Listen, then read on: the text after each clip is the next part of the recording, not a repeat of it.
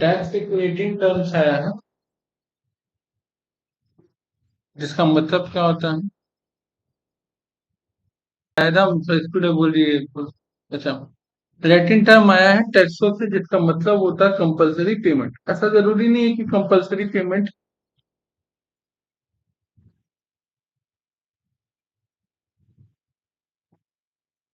सिर्फ और सिर्फ गवर्नमेंट ऑफ इंडिया। ऐसा जरूरी नहीं है। पहले क्या होता था? पहले राजा लोग महाराजा वाला सिस्टम होता था ना, अलग अलग एरिया में अलग अलग राजा होते थे, होता था ना। दूसरा चीज ये है, हम लोग के सिलेबस में टैक्स पे करना सीखना है। क्या करना सीखना है? कि टैक्स का पेमेंट होगा किन चीजों पे? एक इनकम के ऊपर, एक एक्सपेंडिचर के ऊपर। दो चीज के ऊपर, एक इनकम के ऊपर और एक्सपेंडिचर के ऊपर। इनकम के ऊपर जो हम लोग सीखेंगे टैक्स पे करना, उसको सिंपल से इनकम टैक्स कहते हैं, या फिर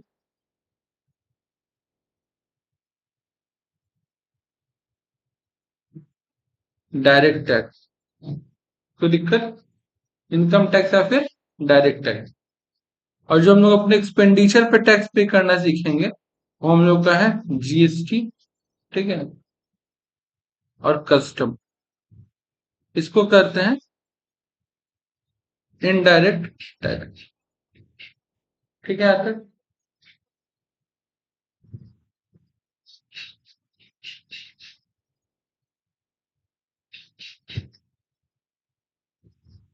अभी हम लोग जब बुक से पढ़ेंगे तो और भी डिटेल पढ़ने को मिलेगा। डायरेक्ट टैक्स में बस इतना बात है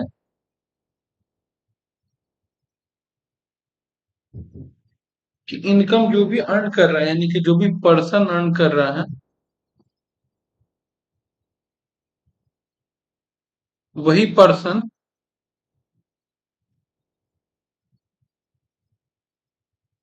टैक्स भी पे करेगा। अगर हम इनकम कमा रहे हैं तो हम ही गवर्नमेंट को अपनी इनकम के ऊपर सीधा सीधे टैक्स देंगे। क्लियर है बात? अच्छा, इनडायरेक्ट टैक्स में क्या होता है?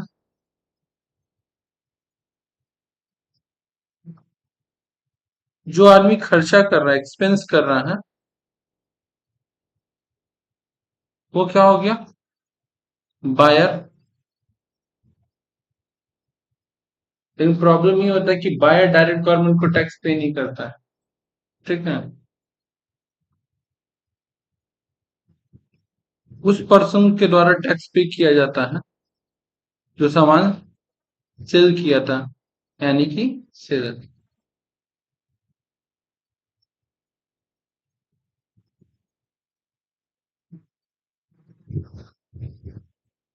तो दिक्कत? तो एक बात बताओ, यहाँ पे जो इंसान कमा रहा है वही इंसान टैक्स भी पे कर रहा है।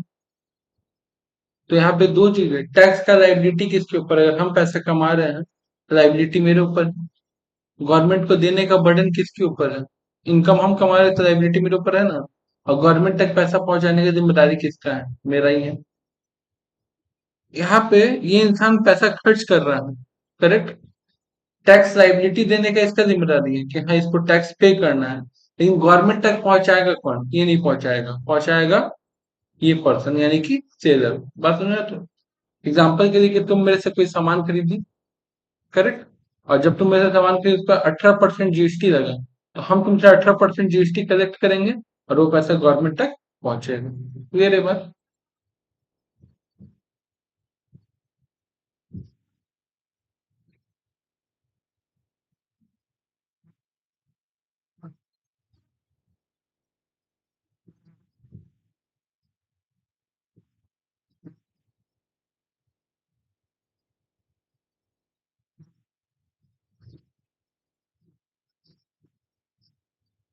मान लो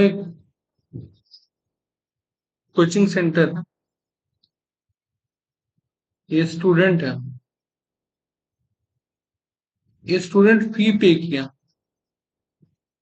कोई दिक्कत नहीं है। यहाँ इस कोचिंग सेंटर में कोई पढ़ाता होगा, टीचर। जैसे ये फी पे किया, इसको क्या मिला? सैलरी मिलेगा ना, करेक्ट। अब बात ध्यान सुनो,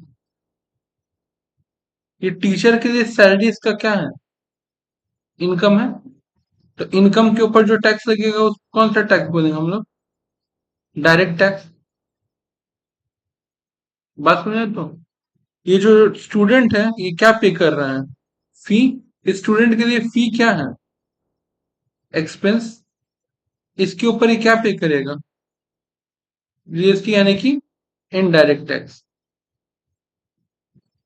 बात समझ आए तो, कोई दिक्कत? लेकिन जरा एक चीज को ध्यान से सोचो, जो इस बच्चा के पास से फीस जा रहा है वही इस कंपनी में कन्वर्ट होकर इस टीचर को सैलरी मिलेगा ना। हाँ या ना?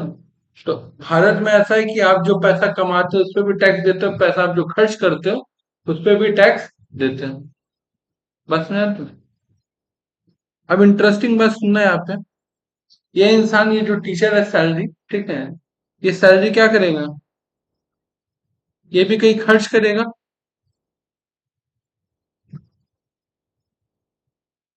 ये भी तो कहीं खर्च करेगा ना।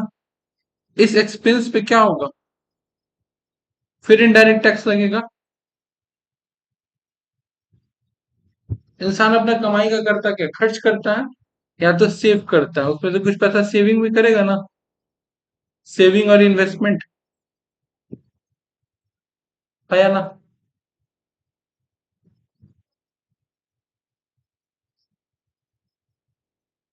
एग्जाम्पल के लिए मान लो सेविंग और इन्वेस्टमेंट किया, लैंड में, गोल्ड में, म्यूचुअल फंड में, शेयर्स में। यही सब में होता है ना इन्वेस्टमेंट करने की जगह। जब ये सब जगह पे पैसा इन्वेस्ट करेगा, सारे जगह पे इन्वेस्ट करते वक्त इसको क्या पे करना पड़ेगा? Indirect tax. क्या पे करना पड़ेगा? गोल्ड खरीदेगा तो जीएसटी। बस है ना? तो म्यूचुअल फंड शेयर्स वगैरह खरीदने पे सिक्योरिटी ट्रांजैक्शन टैक्स लगता है। आमतौर पे इतना याद रखना। हम लोग आगे पढ़ेंगे भी, लैंड पे खरीदने पे जीएसटी नहीं लगता है, लेकिन स्टैम्प ड्यूटी वैल्यू तो लगता है ना, स्टैम्प ड्यूटी, रजिस्ट्री का खर्चा लगता है कि नहीं लगता है? अब मजा का बात है कि सोचो, इसके पास वो इनकम आ रहा है जिस इनकम पे ऑलरेडी एक बार टैक्स लग चुका है। हाँ या ना? करेक्ट। जब इसके पास वो इनकम आया, उस इनकम पे भी ये वो टैक्स देगा ही देगा, करेक्ट। जब उस टैक्स देने का जो इनकम बचेगा, जो खर्च करेगा, उसको हम लोग कहते हैं डिस्पोजेबल इनकम। क्या कहते हैं? तो उसको जब खर्च करेगा उस पे भी टैक्स देगा कि नहीं देगा? देगा। प्लस अगर उस पैसा को बचा रहा है, सेविंग कर रहा है, तो डेट गुड। पैसा बचा के रख रहा है, बैंक में रख रहा है, अच्छा बात। लेकिन उस बैंक से जब उसको इंटरेस्ट मिलेगा तो उसको भी टैक्स देना ही पड़ेगा। लेकिन मान लो कि इंटरेस्ट इंटरेस्ट कुछ नहीं मिलता है, एग्जाम्पल के लिए वो पैसा सीधे इन्वेस्ट करता है, क्या करता है? कहाँ करेगा इन्वेस्ट? जमीन, सोना, म्यूचुअल फंड, शेयर, यही सब में आमतौर पे उन सब पे भी कहीं ना कहीं इनडायरेक्ट टैक्स लग रहा है। अब इंटरेस्टिंग बात है कि जब वो इन चीजों को फ्यूचर में, अच्छा, इन्वेस्ट क्यों कर रहा है? कि फ्यूचर में जरूरत पड़ेगा तो इसको बेच के पैसा आएगा, करेक्ट। जब फ्यूचर में इन सारे इन्वेस्टमेंट को क्या करेगा? सेल करेगा, तो फिर इसका इनकम होगा कि नहीं होगा? प्रॉफिट होगा ना, profit on sales of investment, profit होगा ना, इनकम होगा ना। जमीन बेचा, कुछ बेचा, हम लोग कैपिटल गेन चैप्टर ही पढ़े हैं। फिर इस पे क्या देगा?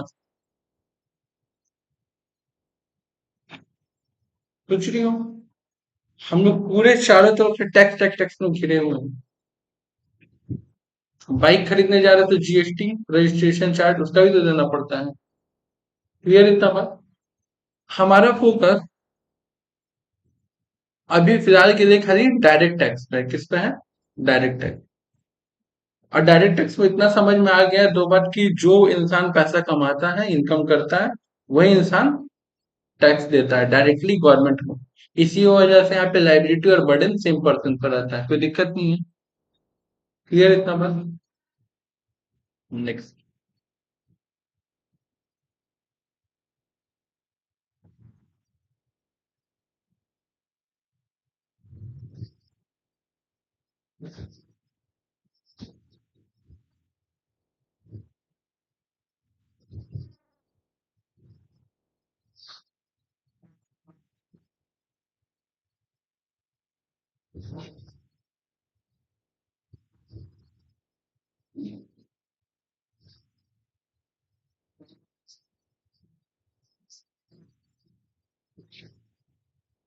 ये एक पर्सन है, ठीक है, जो रहता है यूएसए में।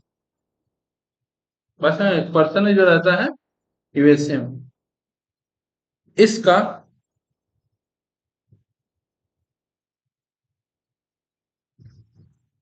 इंडिया से कोई लेना देना नहीं है, ठीक है, इंडिया से कोई लेना देना।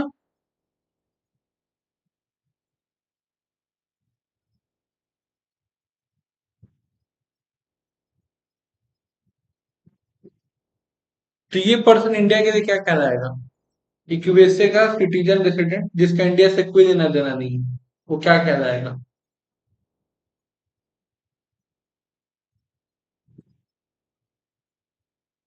टैक्स के भाषा में ये इंसानी नहीं कहलाएगा। टैक्स के भाषा तब वो सब अभी हम क्या बोले कि इंडिया से कोई लेना देना पर्सन ही नहीं कहलाएगा। बात समझा तो? ठीक इसी तरह एक बात समझो कि फॉरेन में एक कंपनी है स्पेस एक्स, इंडिया उसको क्या बोलेगा? उसका इंडिया में कोई लेना है, इंडिया के लिए कुछ है ये नहीं है। बात समझा तो? वो इंडिया के सिलेबस के बाहर है। जब तक वो इंडिया में बिजनेस करने नहीं आएगा तब तक इंडिया उसको फॉरेन कंपनी का नाम। तो जैसे ही एक पर्सन, दुनिया में लाखों जगह पर्सन रह रहा है, तो सबके बारे में डिस्कशन करना ही नहीं जब तक वो इंडिया में आकर के कुछ कर। अब जैसे ही मान लो कि ये लोग भी रहता कहाँ पे है, यूएसए में, ठीक है, ये इंसान का इंडिया के संग रिलेशन है और इसका भी रिलेशन है, बट एक छोटा सा फर्क है, ठीक है। इस इंसान का जो रिलेशन है बहुत कम है, मतलब इसका इंडिया आना जाना बहुत कम है।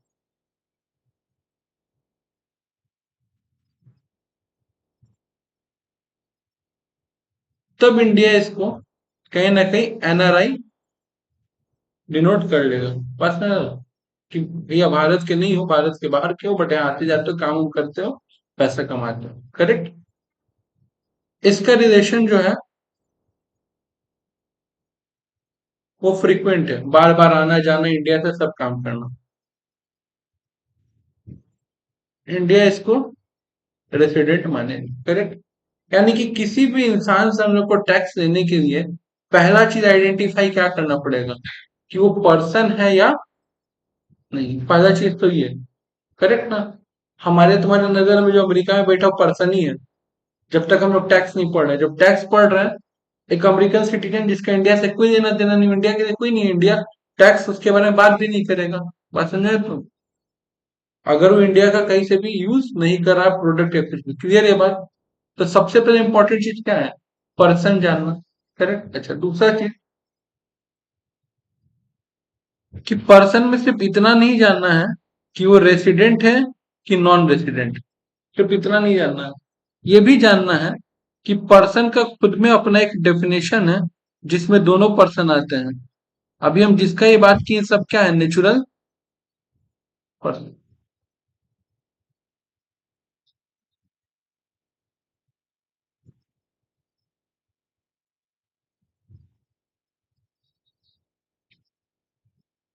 इन दोनों के बारे में जानना है, नेचुरल पर्सन भी और आर्टिफिशियल पर्सन। कोई दिक्कत है यहाँ तक? अब एक बात सुनना।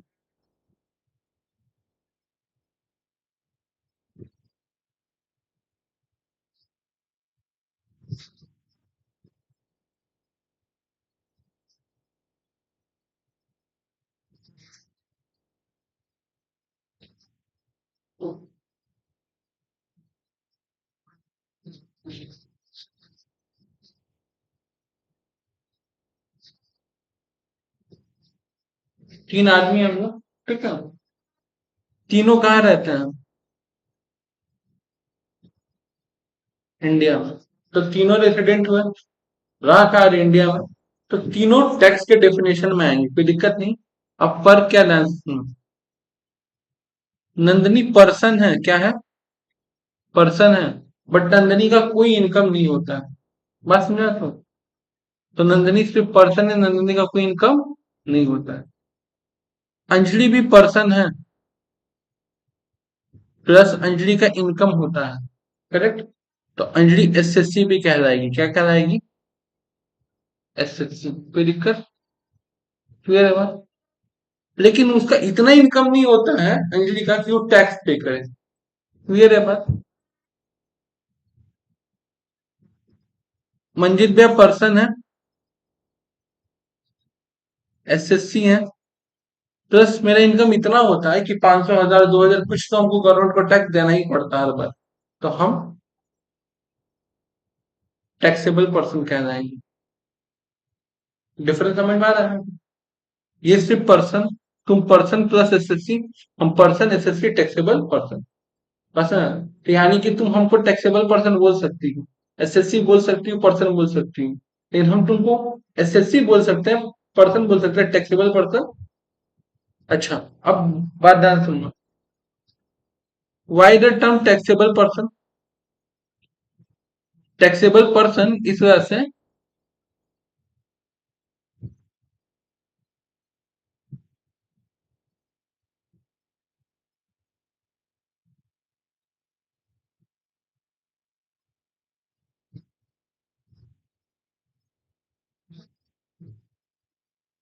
आई हैव टू पे टैक्सेस गवर्नमेंट ऑफ इंडिया। ठीक है, हमको गवर्नमेंट ऑफ इंडिया को टैक्स देना है, लेकिन हमको टैक्स देना, ये बात पता है कैसे चला? सिर्फ इनकम हुआ है तो जाके टैक्स दे दें? एक लिमिट से ज्यादा होगा, और वो लिमिट क्या होगा? 2 लाख 4 लाख जो भी लिमिट होगा, उसके लिए मेरे को अपना क्या करना पड़ेगा? असेसमेंट। क्या करना पड़ेगा? किन चीजों के असेसमेंट? हमको अपने असेसमेंट करने का मतलब क्या होता है? मेरे इनकम का असेसमेंट, उसको हिंदी में बोलते हैं विवरण। बस है, तो अपने इनकम का विवरण, कहाँ कहाँ से आया, कितना कितना है वो। और इसी के ऊपर पूरा क्या है, हम लोग के इनकम टैक्स एक्ट, जिसमें तुम लोग को पता है 5 तो 8 पढ़ना है, रेसिडेंशियल स्टेटस ये सब पढ़ना है। कोई दिक्कत यहाँ तक? तुम्हारा भी क्या होगा? एसएससी हो तुम, तुम्हारा इनकम का क्या होगा? विवरण। और विवरण करने के बाद पता चलेगा, असेसमेंट करने का पता चलेगा कि तुम्हारा तो इनकम उतना है ही नहीं कि तुम टैक्स लाइबिलिटी पे करो। क्लियर है बात? क्लियर इतना बात? वो आएगा पर्सन का डेफिनेशन में, जो हम यहाँ पे बोले ना, नेचुरल और आर्टिफिशियल पर्सन, वो भी आएगा।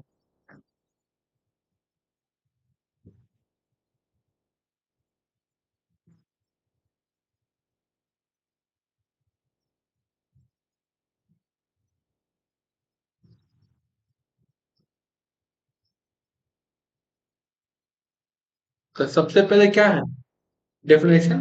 पर्सन। क्या है पर्सन का definition? The term person including individual. Individual का मतलब क्या हो गया? हम और आप, ठीक है।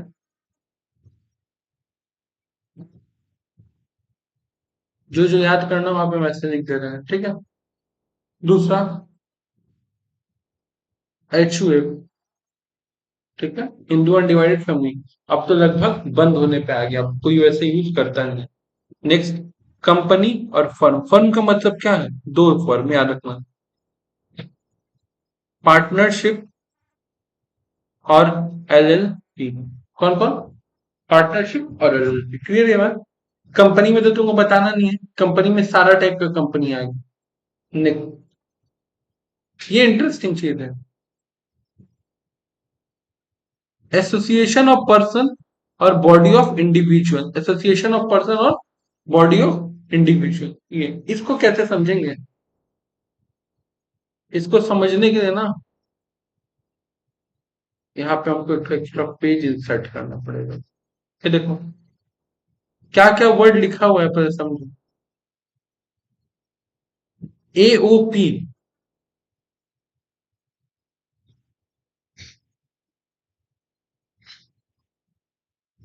AOP, और एक वर्ड लिखा है BOI। क्या लिखा है?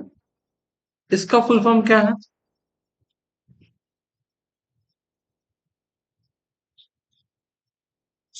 बताए ना सर। बॉडी ऑफ इंडिविजुअल का मतलब क्या हो गया? एस्मा। कि कुछ ग्रुप ऑफ पीपल होंगे, लोग, कुछ लोगों का ग्रुप।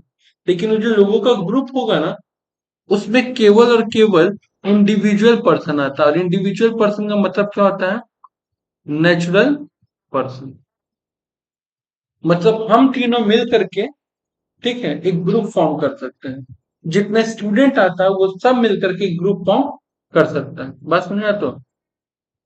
तो यहाँ पे जितना भी इंसान ग्रुप फॉर्म करेगा उसका नाम क्या हो सकता है? राम हो सकता है, श्याम हो सकता है, ठीक है।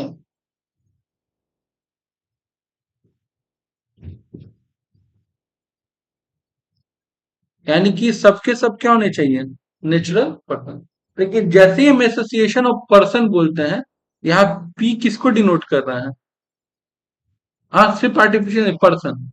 अब तो इसमें दोनों आ रहा है ना, इसमें नेचुरल पर्सन भी आ रहा है और आर्टिफिशियल पर्सन भी आ रहा है। यानी कि अब एग्जाम्पल के लिए, नंदनी, अंजलि, मंजीत, और आर्टिफिशियल पर्सन में LLP भी आता है, पार्टनरशिप भी आता है, कंपनी भी आता है। तो मान लो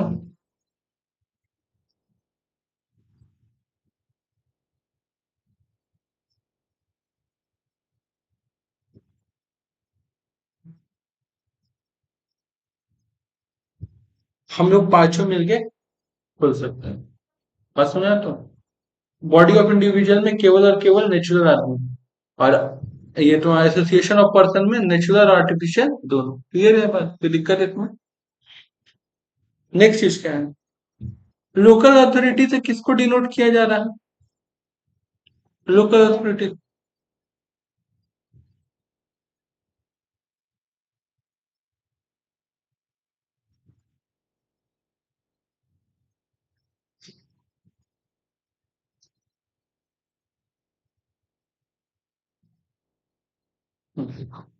local authority means municipal committee, district board, port, panchayat, इन सबों। बात समझ आया? तो लोकल। कोई दिक्कत है यहाँ पे?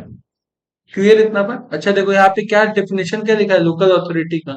हम इसको याद करने के लिए नहीं बोल रहे हैं।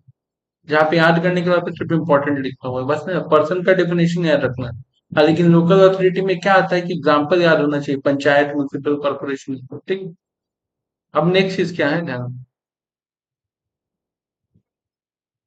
Every artificial person not falling with in any of the preceding criteria.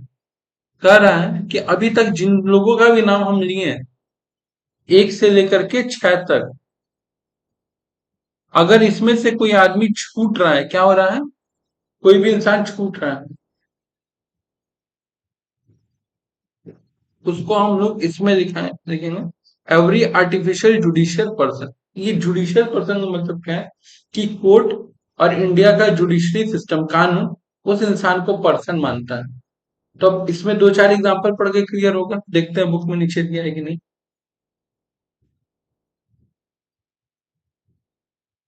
जैसे देखो, यूनिवर्सिटी। यूनिवर्सिटी भी तो इतना फीस ले रहा है, सब ले रहा है। और पिछले ही साल ऐसा न्यूज में आया था ना कि सीयू जो है वो कितना तो 70 करोड़ की, 70 लाख कुछ समथिंग टैक्स, लाख ही मान के चलते हैं,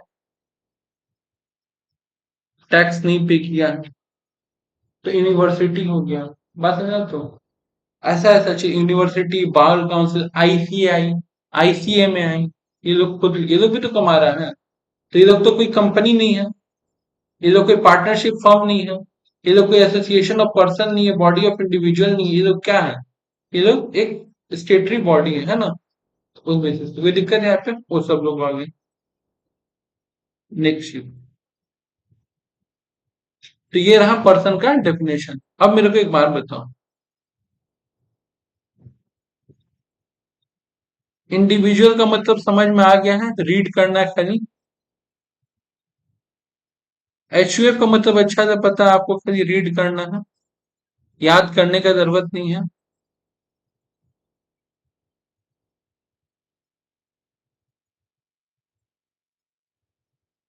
कंपनी का मतलब पता है, कंपनी में। और जब बात करें कंपनी का तो दोनों कंपनी आएगा, ध्यान से सुनना। Indian company, domestic company, foreign company, या फिर कोई ऐसा कंपनी जिसका पब्लिक इंटरेस्ट कुछ हो। ठीक है, जैसे गवर्नमेंट का कोई कंपनी हुआ या फिर कोई सेक्शन 8 कंपनी है, यानी कि जो हम लोग कंपनी नाम में जितना कंपनी का डेफिनेशन पढ़े वो सारा ही कंपनी यहाँ पे आता है। बस है, बस इनकम टैक्स एक्ट क्या किया है, हम लोग को याद होगा कि कंपनी लॉ में कंपनी का डेफिनेशन दिया था 2 क्लॉज 20 में। किसमें दिया था? यहाँ पे 2 सबसेक्शन 17 में देके रखा है अपने हिसाब से डेफिनेशन। तो ये सब जहां जहां पे हम लिख रहे हैं रीड करना है, क्योंकि ये सब ऑलरेडी हम लोग को पता है। याद खाली पर्सन का डेफिनेशन होना चाहिए, बस समझा तो।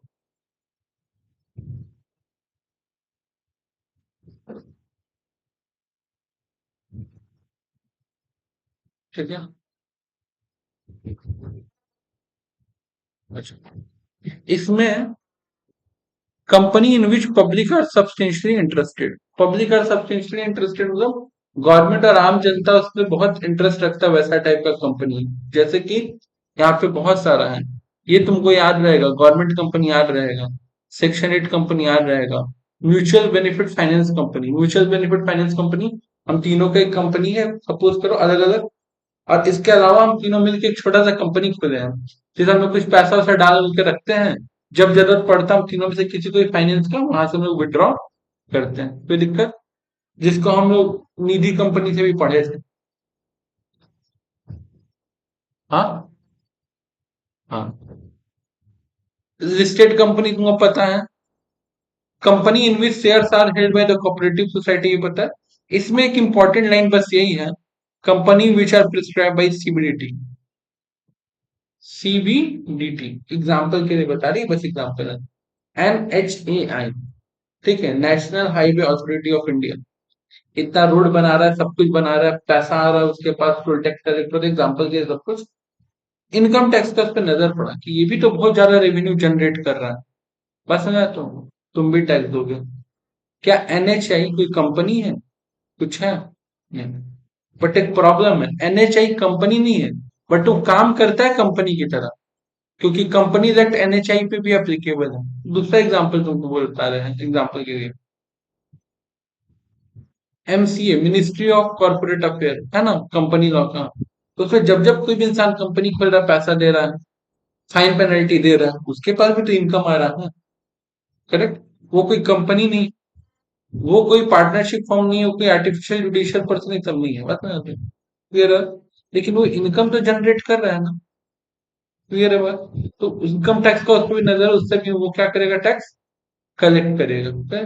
तो ये लोग भी एक प्रिस्क्राइब करता लिस्ट कि हम लोग इन लोग से पैसा लेंगे, क्लियर इतना बात? पार्टनरशिप फर्म बताने की जरूरत नहीं है, AOP और BOI बता चुके हैं, रीड।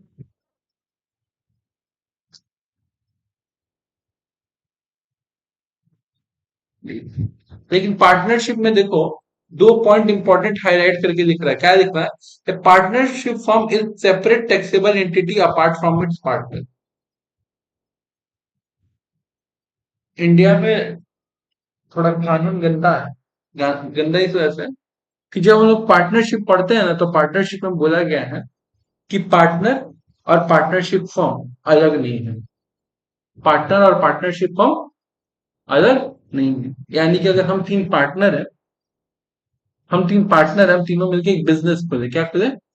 बिजनेस खोले, तो उस बिजनेस का अपना कोई सेपरेट लीगल एंटिटी औकात, उस बिजनेस पे जो भी मुसीबत पड़ेगा हम तीनों को ही मिलकर के झेलना पड़ेगा, वो भी बराबर झेलना पड़ेगा। क्या करना पड़ेगा? बराबर झेलना पड़ेगा। कंपनी में नियम क्या होता है कि कंपनी पे कोई मुसीबत पड़ेगा तो कंपनी समझेगा, मेंबर लोग साइड हट सकता है, क्लियर है बात? तो इसका मतलब ये है कि कंपनी को सेपरेट लीगल एंटिटी मिलता है, लेकिन पार्टनरशिप को सेपरेट लीगल एंटिटी नहीं मिलता है। वहां बोला जाता है कि पार्टनरशिप और पार्टनर सेम है। लेकिन जब गवर्नमेंट को टैक्स लेने का बारी आया और पार्टनर और पार्टनरशिप को सेम अगर रखेगा, जरा ध्यान समझना, तो अगर हम लोग पार्टनर से टैक्स ले रहे हैं मतलब फर्म टैक्स दे दिया, फर्म से टैक्स ले रहे हैं मतलब पार्टनर टैक्स दे दिया, तो बोला नहीं, टैक्स के लिए दोनों क्या होंगे, अलग पर्सन होंगे, कि हम पार्टनर से भी टैक्स ले पाए और फर्म से भी टैक्स ले पाए। क्लियर?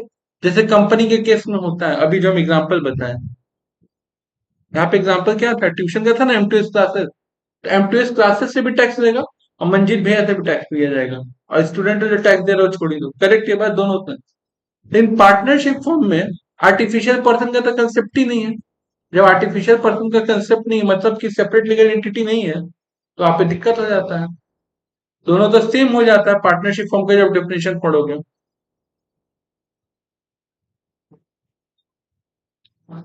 बट इनकम टैक्स क्या कहता है कि a partnership firm is separate taxable entity apart from its partner, कि ये जो पार्टनरशिप फर्म है, ये एक सेपरेट टैक्सेबल एंटिटी बनेगा अपार्ट फ्रॉम इट्स पार्टनर।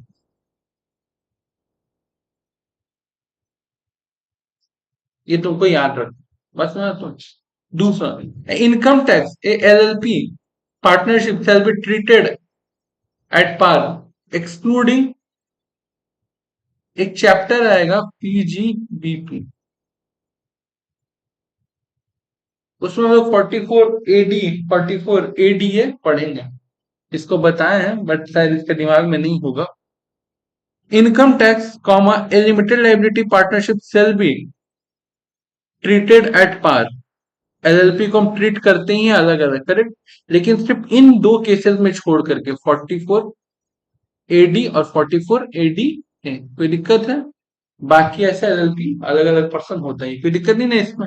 अब ध्यान सुनो,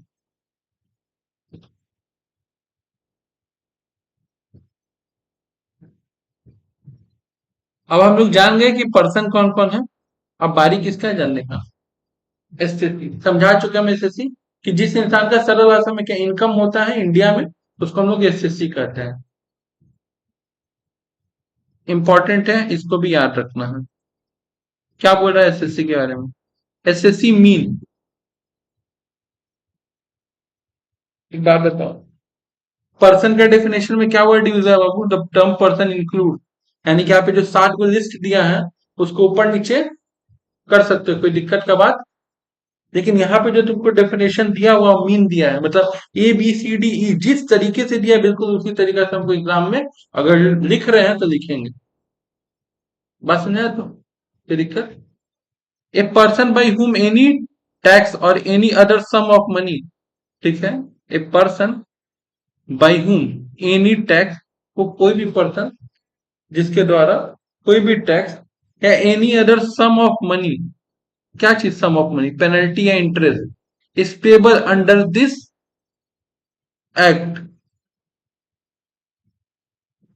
irrespective of the fact whether the any proceeding under the act has been taken against him or not।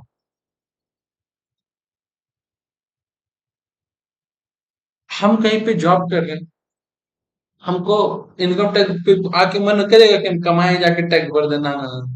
अगर अब मेरे को सैलरी हाथ में मिलेगा और मेरा सैलरी मान लो 1 लाख रुपए है, तो साल का 12 लाख हुआ, तुमको लगता है कि हम जा करके गवर्नमेंट को बताएंगे कि देखिए मेरा 12 लाख सैलरी हो रहा है, आप मेरे पास सर टैक्स दे दीजिए? कभी नहीं बताए। तो गवर्नमेंट इसके लिए सिस्टम बना के रखे। बोल के रहा है तुमको सैलरी कौन दे रहा है? बोले बिजनेसमैन लोग दे रहा है। बोला बिजनेसमैन का सैलरी खर्चा है, हम तुम्हारा इस सैलरी को खर्चा नहीं मानेंगे। बोला क्यों नहीं मानेंगे? बोले दो काम करो, पहले सैलरी कैश में देगा तो हम खर्चा नहीं मानेंगे, बैंक में दो। तो गवर्नमेंट का नजर गया पहला। और दूसरी बात, उस सैलरी में से टीडीएस काटो। क्या काटो? Tax deducted at source. इस वर्ड का मतलब क्या हुआ?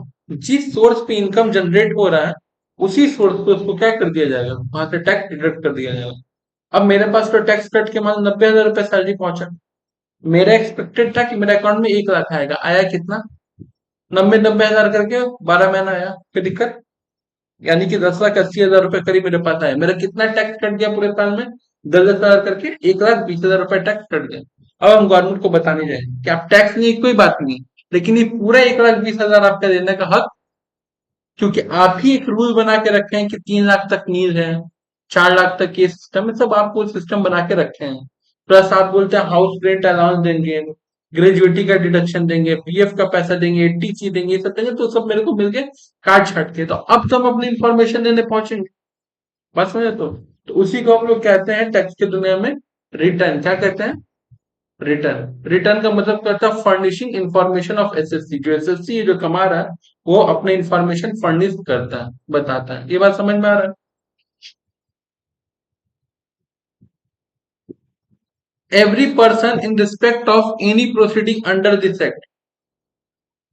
तो पहला पॉइंट ये है कि वो कोई भी इंसान जो टैक्स दे रहा है या किसी भी तरह का कोई पैसा दे रहा है, जिसमें हमने टीडीएस का भी एग्जांपल दिए, टीडीएस का ही मतलब टैक्स ही होता है, या फिर इंटरेस्ट दे रहा है, फाइन दे रहा है, पेनल्टी दे रहा है, ठीक है, कोई भी इंसान, भले उसके ऊपर इनकम टैक्स वाला केस किया हो या फिर केस ना किया हो, वो एसएससी है। करेक्ट। दूसरा, every person respect of whom any proceeding under this act has been taken.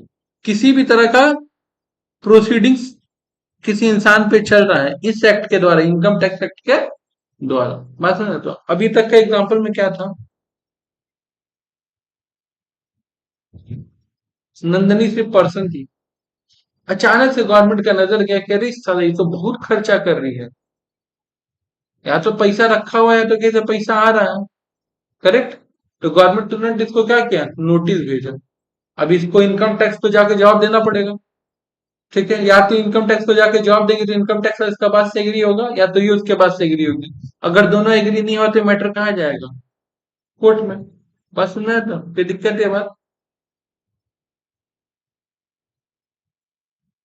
तीसरा, ए person who is accessible in respect of the income और लॉसेज ऑफ अनदर पर्सन। तो एक ऐसा इंसान जिसका खुद कोई कमाई नहीं है लेकिन वो दूसरे पर्सन का लॉसेज या फिर इनकम को अपने ऊपर ऐड कर रहा है। जैसे हम लोग एक छोटा सा चैप्टर पढ़ेंगे अभी, बच्चा कमा रहा है, बच्चा का इनकम हुआ है, माँ बाप में जुट जाता है। करेक्ट। वो भी एसएससी हो गया। अब बाप सपोजेट कुछ कमाई भी नहीं करता है, एग्जाम्पल के लिए, और बेटा का माँ बाप को दोनों नहीं कमा रहा है, अब बेटा का कहीं से धड़ल्ले से इनकम आ रहा है। अब बेटा है बेचारा 12-13 साल का, दादाजी भेज दे रहे हैं, ये भेज दे रहा, वो भेज दे रहा, तो खुद का कोई कमाई है? खुद तो एसएससी बनने लायक नहीं है। वो 12 साल का बच्चा एसएससी बनने लायक है, लेकिन वो तो बन नहीं सकता है, तो उसका इनकम मेरे में क्लब होगा ना। उसके चलते हम एसएससी बन गए। देखो ये पॉइंट वही लिखा है ना, person who is accessible respect of the income और लॉसेज ऑफ अनदर पर्सन। हम एसएससी बनने लायक तो नहीं, हम अपने सपुत्र के चलते क्या बने? बस ना। नेक्स्ट क्या हो रहा है? Every person who is deemed to be SSC under the any provision of this act. तुम इस एक्ट के किसी भी प्रोविजन के तहत अगर आपका कोई इनकम हो रहा है तो आपको मान लिया जाएगा। एग्जाम्पल इसका भी है, मेरे पिताजी सारा प्रॉपर्टी खरीद रहे हैं, एग्जाम्पल, प्रॉपर्टी खरीद वो रहे लेकिन खरीद रहे हैं मम्मी के नाम पे। मम्मी का 4 रुपए कमाई नहीं है, प्रॉपर्टी पे प्रॉपर्टी खरीदा रहा है, सब हो रहा है, बिक रहा है, कुछ चल रहा है, मम्मी के नाम पे ट्रांजेक्शन। गवर्नमेंट पूछेगा ना कि देवंती जी इतना पैसा आ कहाँ दे रहा? इतना पैसा मम्मी बोले हमको तो कुछ पता नहीं, सब मेरे हस्बैंड कर। तो गवर्नमेंट उस पॉइंट पे बोलेगा कि चलिए एक बात मानते हैं कि जो प्रॉपर्टीज है वो है आपके नाम, लेकिन ये सारा करामात कर कौन रहा है? पापा। करेक्ट। पापा इतना साफ सुथरा बन करके बैठे हुए थे, ठीक है, कि उनका जो इनकम होता था उस पर टैक्स नहीं लगेगा, जितना वो कमाते थे। और जो एक्स्ट्रा कमाई करते थे वो सब मम्मी के नाम पे दिखा के रखा है, मम्मी तो कुछ कमाती नहीं। गवर्नमेंट यहाँ पे चालाकी समझ रहा है मेरे पापा का कि वो टैक्स से बचने के लिए ऐसा कर रहे हैं। क्लियर है वो? इसको छोटा सा एग्जांपल देता हूँ। मेरे को पता है ना कि 2.5 लाख तक इनकम क्या होता है, नहीं बेसिक सा बात, ग्रेजुएशन में पढ़े हैं। तो मान लो पापा का 5 लाख इनकम है, पापा उसको 2 पार्ट में डिवाइड कर दे रहे हैं, 2.5 लाख पापा, 2.5 लाख। तब तुम पापा भी एसएससी नहीं हुए, कमाई भी कहाँ कर रहे हैं? मम्मी भी एसएससी नहीं हुई, लेकिन एक चीज गवर्नमेंट को दिख रहा है ना कि मेरे पिताजी जानबूझ के एसएससी नहीं बनना चाह रहे, क्योंकि उनको क्या देना पड़ेगा?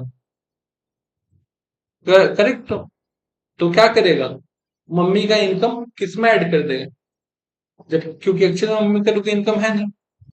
तो उसके लिए भी है कि अगर कोई लेडीज को कहीं से पैसा मिल रहा है एग्जाम्पल, तो उसका अपना आर्ट स्किल है या नहीं। एग्जाम्पल के लिए मान लो पापा का ऑफिस है, ठीक है, उसमें मम्मी को हम लोग मैनेजर रख दिए, मम्मी को कुछ आता नहीं आता, अब उनको सैलरी दे रहे 50,000।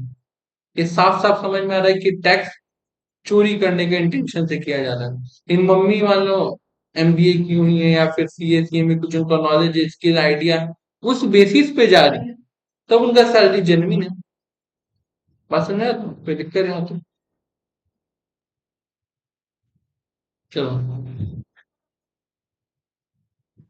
a person deemed to be SSC in default under any provision of the Act, example, a person who is liable to deduct tax has failed to do so shall be treated as SSC in default। क्या करें, उस person को हम लोग SSC मान लेंगे under any provision of this act. Example के लिए बोला, a person who are liable to deduct tax but fail to do so.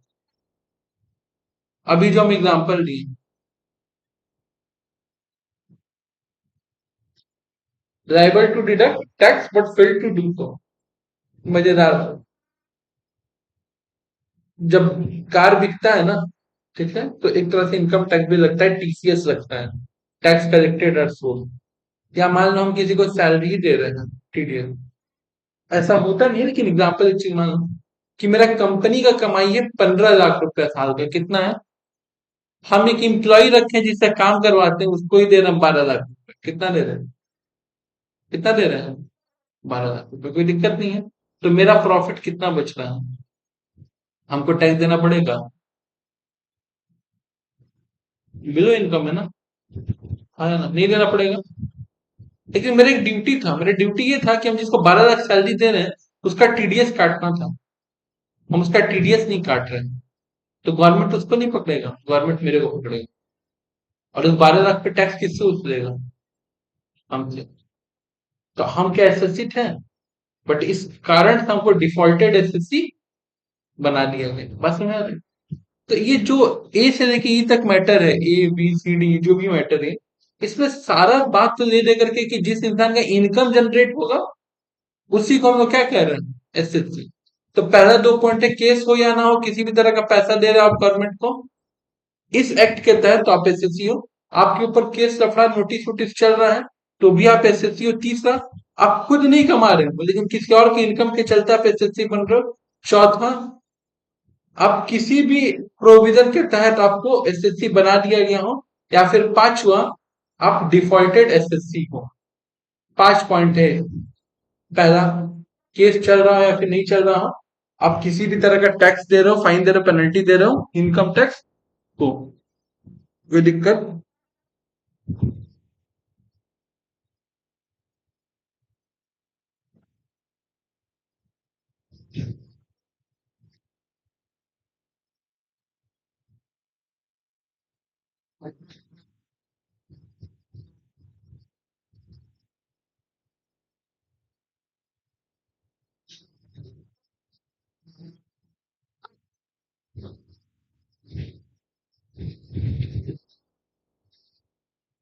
TDS, TDS का एक तरह का फॉर्म आता है अलग अलग, क्या आता है, फॉर्म टीडीएस का, ठीक है। मेरा टीडीएस कटा है, किसका टीडीएस कटा है, मेरा TDS। मेरे को कुछ नहीं करना था, मेरे को जाके फॉर्म जमा करना था, हम फॉर्म जमा नहीं किए, क्या नहीं किए, फॉर्म जमा हम नहीं किए। मेरे को फिर केवल और केवल क्या जमा करना था, फॉर्म। वो फॉर्म जमा नहीं करने के चलते 4 दिन लेट हो गए। हमसे पर डे का 100-100 रुपए करके 400 रुपए लिया लोग। ये फाइन है, ये पेनल्टी है, टैक्स तो नहीं ना। तो पहला पॉइंट वही बोला ना, या तो टैक्स हो या तो फाइन या पेनल्टी, इंटरेस्ट कुछ भी हो। बस समझा तो। एक चैप्टर तुम लोग पढ़े थे फिफ्थ सेमेस्टर में, कब पढ़े थे, फिफ्थ सेमेस्टर में, जिसमें एडवांस टैक्स देना रहता था, याद है। एडवांस टैक्स 4 डेट पे देना रहता था। अगर उस चारों डेट पे तुम टैक्स टाइम पे नहीं देते थे तो इंटरेस्ट देना पड़ता था, 1% पर महीना करके, याद है, ऐसे कैलकुलेशन। तो एक एसएससी जो टैक्स सब ठीक है, वो इंटरेस्ट में लफड़ा किया, या सिर्फ उसको इंटरेस्ट ही पे करना था, क्या पे करना था, नहीं पे किया है, चाहे पे करेगा तो भी वो क्या कहलाएगा, एसएससी। यानी किसी भी पर्सन से, जो पर्सन का डेफिनेशन है, वहां से 1 रुपया भी इनकम टैक्स के खाते में जा रहा है तो वो इंसान क्या कहला जाएगा। हाँ, ऐसा है। तो ये क्या कह रहा गया? एसएससी। दूसरा, कोई भी पर्सन, जितना पर्सन के डेफिनेशन आते हैं, उसको अगर किसी तरह का नोटिस आया है, जैसा नंदनी वाला केस बताया कि बड़ा खर्चा करी, कहाँ से करी, तो भी एसएससी में आ गया। तीसरा, कोई इंसान जो खुद कमाने लायक नहीं है लेकिन किसी दूसरे का इनकम या दूसरे का लॉस अपने माथा पे ढो रहा है, वो भी क्या कहलाएगा? एसएससी। क्लियर है बात? एक अपने मम्मी पापा का केस सुना है कि जानबूझ के इनकम स्प्लिट करके रखा गया है। और एक आखिरी केस कि आपको टीडीएस टीसीएस काटना था, आप डिडक्ट किए नहीं हो, तो गवर्नमेंट जिसका काटना था उसको नहीं पकड़ेगा, जिसको काटने के लिए कहा गया था टीडीएस, उसको पकड़ के डिफॉल्टेड एसएससी बना देगा। 5 पॉइंट है एसएससी, पर्सन और एसएससी। क्लियर है बात? दूसरा चीज,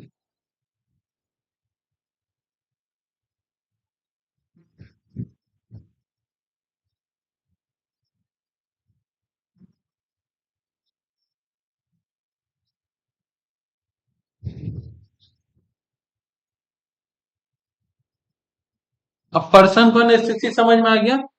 एसएससी का क्या होगा? असेसमेंट होगा, करेक्ट। इनकम का विवरण, किसका विवरण?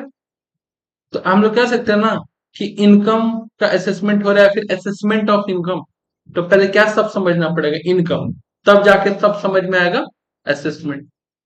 इसके बेस सिर्फ समझ में आना ना, पर्सन, उसके बाद एसएससी, अब एसएससी का इनकम समझना पड़ेगा, क्या है इनकम? ध्यान से देखना। To consider any receipt as income, कुछ भी आपके हाथ लगा उसको हम लोग क्या मान लेंगे? इनकम। बस डेफिनेशन खत्म, डेफिनेशन खत्म। लेकिन ये बुक अब तुमको समझा रहा है following point should be kept in the mind, लेकिन कुछ बातें जो अपने दिमाग में तुमको रखना है। क्या? पहला पॉइंट, कैश वर्सेस काइंड, लिखा है ना? क्या बोल रहा है? इनकम में बी रिसीव्ड इन कैश और in kind, income received in kind is to value as per the rules prescribed, and if there is no specific direction regarding the valuation of in this act or rule, it may be valued at market price। बात ध्यान से समझना, एक एक चीज कह रहा है कि इनकम आपको कैश में भी हो सकता है, काइंड में भी हो सकता है। हम एक टमाटो सॉस का फैक्ट्री में काम करते हैं, वहां पे सैलरी है मेरा 8,000 रुपये, कितना है? तो इनकम कैश में मिलना चाहिए ना 8,000 रुपये, 8,000 कैश में नहीं मिला। मेरा मालिक समझदार था, वो क्या किया कि 8,000 रुपए की जगह पे उनको 8,000 एक एक रुपए का सॉस का पैकेट दे दिया। बोला आपको फ्री में हम दे दिया, अब इसको बेच के आप अपना पैसा क्या कर लो? इन काइंड में दे दिया, सैलरी ना देके। या तो उसके पास एक टीवी पड़ा हुआ था, हमको टीवी दे दिया, करेक्ट। या तो कोई फोन दे दिया, घड़ी दे दिया, कुछ भी सामान दे दिया, कर। अब वो जो सामान है, उस सामान का वैल्यू होगा ना कुछ, तो सामान का वैल्यू कितना होगा, ये कैसे डिसाइड होगा? रूल्स बताया जाएगा। क्या किया जाएगा? Rules prescribe. क्योंकि अगर तुम हमसे पूछोगे, मान लो हमको ये टीवी डिस्प्ले हमको मेरा मालिक दिया है, करेक्ट, और इसका सच में दाम है 10,000 रुपए, कितना दाम है? हम तो सरकार को में से टैक्स से देगा ना, हम लोग 2,000 रुपए का टीवी, छूट बोलेंगे कि नहीं बोलेंगे?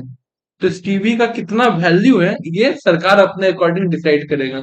इसी वजह से तुम लोग को थोड़ा सा बात याद आएगा, सैलरी चैप्टर में हम लोग पढ़ते थे, मोटर व्हीकल वाला, कि गाड़ी 1.6 सीसी इंजन से कम है कि 1.6 सीसी इंजन से ज्यादा है, गवर्नमेंट डिसाइड करेगी। फिर हम लोग पीजीबीपी में डेप्रिसिएशन चैप्टर पढ़ते थे, तुम जो डेप्रिसिएशन चार्ज की वजह से नहीं होगा, हम देखेंगे कि कैसे डेप्रिसिएशन चार्ज करना है। बात समझ आती है? इसी वजह से।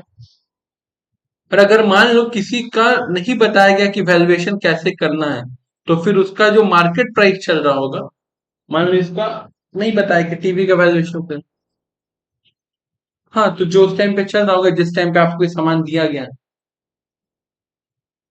बात समझ आती है? 10,000 का टीवी है, मेरे को मालिक दिया, यानी कि मेरा सैलरी उस दिन 10,000 रुपया था तभी ना। आज हो सकता है इसका दाम घट के 8,000 हो गया हो।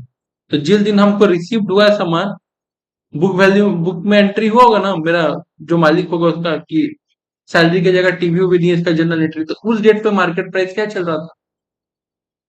क्लियर है बात? दूसरा, मेथड ऑफ अकाउंटिंग, कैसे? मेथड ऑफ अकाउंटिंग, एक बात बताओ, जिससे पैसा लेना है उसको क्या बोलते हैं अंजलि? हाँ, डेटर, क्या बोलते हैं? हाँ, जिससे पैसा लेना है, डेटर। मेरे को डेटर वर्ड अच्छा नहीं लग रहा है। हम वर्ड लिखेंगे रिसीवेबल्स, क्या लिखेंगे? लेना है। नंदिनी को अच्छा नहीं लग रहा रिसीवेबल, वो वर्ड लिखेगी ट्रेड रिसीवेबल, क्या लिखेगी? इनकम टैक्स, तो पागल हो जाएगा। तीनों का डेटर है जिससे पैसा लेना है, तीनों अलग अलग नाम लिख रहा है। ऑडिटर परेशान हो जाएगा जो टैक्स ऑडिट करेगा। सब अलग अलग टर्म। तो इस वजह से जरूरी है कि ठीक है, पढ़ते वक्त आप तीनों पढ़े, अच्छा बात है, लेकिन अब आपको स्पेसिफिक वर्ड ही यूज करना है जो हम लोग आपको बताएंगे। उसको कहते हैं टेक्सोनोमी, क्या कहते हैं? क्लियर है आपको? तो अब उसके लिए थोड़ा सा बात, ये देखो क्या बोल रहा है, method of accounting, method of accounting is irrelevant, यानी मायने नहीं रखता है। किसके किसके लिए? सैलरी के लिए, हाउस प्रॉपर्टी के लिए, कैपिटल गेन के लिए। मेथड ऑफ अकाउंटिंग मायने किसके लिए मायने रखता है? PGBP, income from other sources. और ये जो तुमको 5 जगह हाईलाइटर से दिखता है ना, यही 5 हेड भी है हम लोग के, यही 5 हेड है ना। जहाँ नीचे आएंगे तो यहाँ पे लोग लिखा भी है।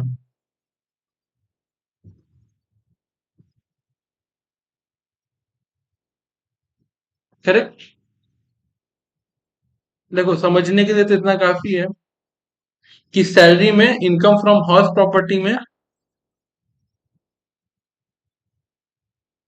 सैलरी में और इनकम फ्रॉम हाउस प्रॉपर्टी में, और मेरा कैपिटल गेन में कोई भी अकाउंटिंग रूल फॉलो नहीं होता है। अब इसका मतलब क्या, पहले ध्यान से समझो। तुम लोग को ट्रेडिंग पे बैलेंस शीट आता है ना बनाने? आता है ना ट्रेडिंग? करेक्ट। अगर मान लो हम लोग ट्रेडिंग बनाते हैं, उसमें वेजेस दिया है, क्या दिया है? और आउटस्टैंडिंग दिया हुआ, तो आउटस्टैंडिंग को क्या करते हैं? ऐड। और प्रीपेड को ऐसा क्यों करते हैं? इसका रीजन क्या है? इसका रीजन ये है कि अकाउंट्स हम लोग को सिखाता है एक्रूअल बेसिस, क्या समझाता है? ठीक है। इस बार का आप वेजेस पे नहीं किए हो दिसंबर महीने, लेकिन खर्च तो इसी साल का है ना। एग्जाम्पल के लिए वेजेस आप 11,000 पे किए हो, कितना पे किए हो? ठीक है। लेकिन आप 1,000 रुपये आउटस्टैंडिंग नहीं पे किया, आउटस्टैंडिंग है तो इसी साल, खर्च इसी साल का, पे किसी भी साल करो। क्लियर है बात? दूसरा, प्रीपेड क्या है? प्रीपेड आप पे करके रखे हो 2,000, कितना पे करके रखे हो? अब भले आप 2,000 पे कर दिए, लेकिन क्या है, खर्च इस साल का है। तो हमको मतलब इससे नहीं रहता कि कितना पैसा आया गया, हमको मतलब इससे रहता है कि इस पर्टिकुलर अकाउंटिंग ईयर का कितना खर्च है, कितना इनकम, इस वजह से न करते हैं। और इसी कंसेप्ट को क्या कहते हैं? Accrual basis. क्लियर है बात? कोई दिक्कत नहीं। तो ये जो एक्रूअल बेसिस वाला कंसेप्ट है, ये आपको केवल 2 चैप्टर में लगाना है, पीजीबीपी, और दूसरा किसमें लगाना है? Income from other sources. किसमें किसमें नहीं लगाना है? सैलरी में नहीं लगाना है। करेक्ट। सैलरी में नहीं लगाना, क्लियर है बात? दूसरा किसमें नहीं लगाना है? House property. तीसरा, कैपिटल गेन। अब तीनों का पहले एग्जांपल देखें, क्योंकि हम लोग 4th 5th सेमेस्टर में पढ़े हैं तब। सैलरी का तो एग्जांपल नंदनी के एकदम तरोताजा है, कल सम्स कर रही थी। कल नंदनी सैलरी का एक सम्स कर रही थी। कितना नंबर रजिस्ट्रेशन था वो? सीए इंस्टीट्यूट का स्टडी मटेरियल रजिस्ट्रेशन नंबर 25। वो क्वेश्चन में क्या था कि एक इंसान कहीं पे जॉब कर रहा है, पैसा कमा रहा है, उसका 2012 में कुछ सैलरी अटका हुआ था, वो सैलरी उसको अब जाके मिला है, कब मिला है? 2025 में। तो 2012 में उसे इनकम पे टैक्स पे नहीं किया था, 2025 में उसे इनकम पे टैक्स पे कर रहा है। करेक्ट। कमाई कब हुआ था अबू? 2012 में। वो रिसीव उसको कब हुआ है? 2000।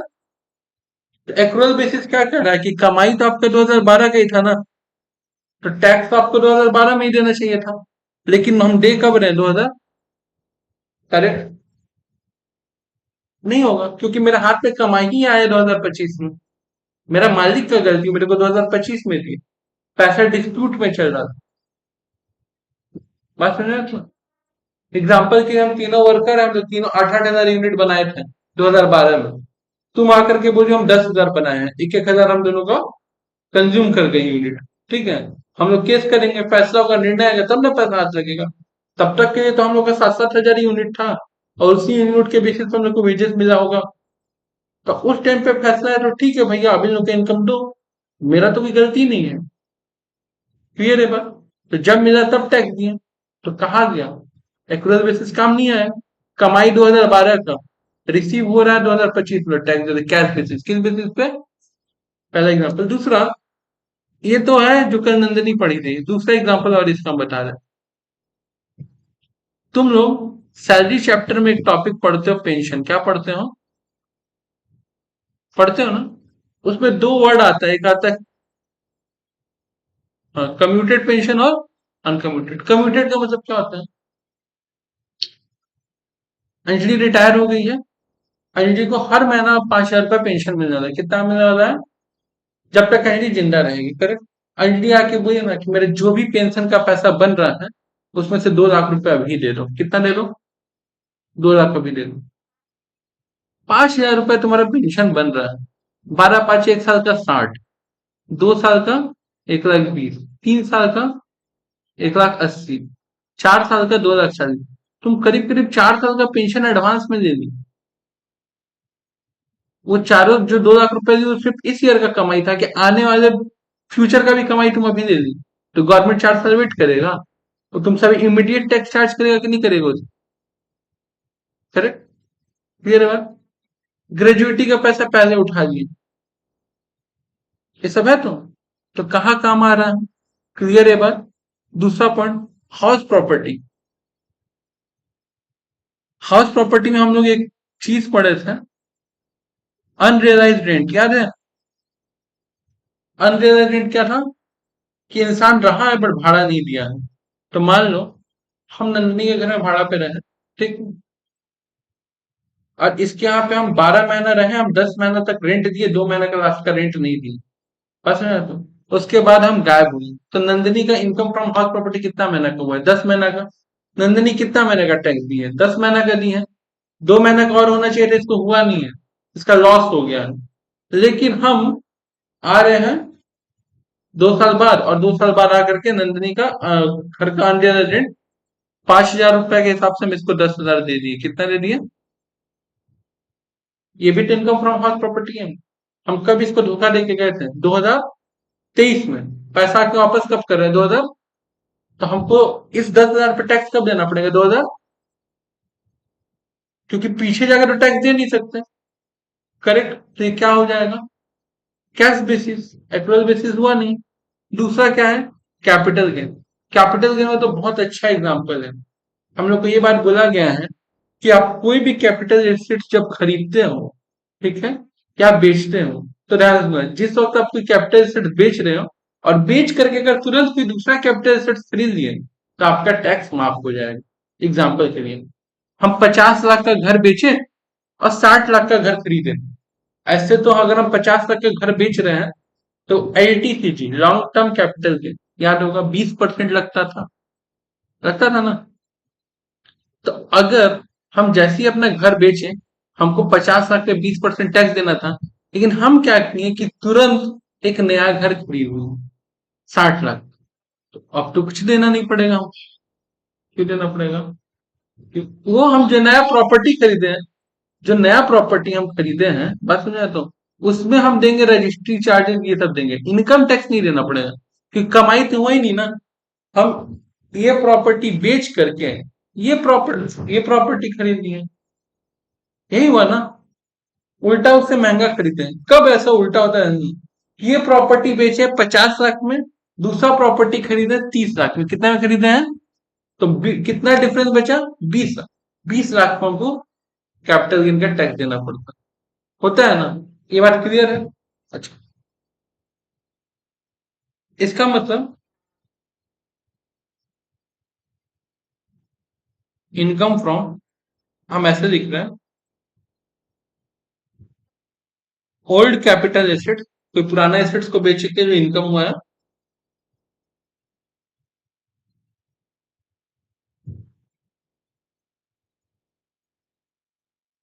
न्यू कैपिटल एसेट्स को माइनस कर देंगे तभी टैक्स लगेगा, ठीक है। लेकिन अब प्रॉब्लम इसमें छोटा सा है, छोटा सा प्रॉब्लम ये है कि ध्यान रखो, हम आज घर बेचे, कल का कल हमको दूसरा घर मिल जाएगा, और नहीं मिला तो पैसा बैंक में ही पड़ा रहेगा ना, तो सरकार तो फिर टैक्स मांगेगा। हमने देखा आप समझ नहीं रहे हैं, हमको मिल नहीं रहा है घर, हम घर लेने वाले हैं दूसरा, सरकार बोले हम कब तक तुम्हारा वेट करें, कैसे वेट करें, तो ध्यान से इसके लिए समझने एक बात।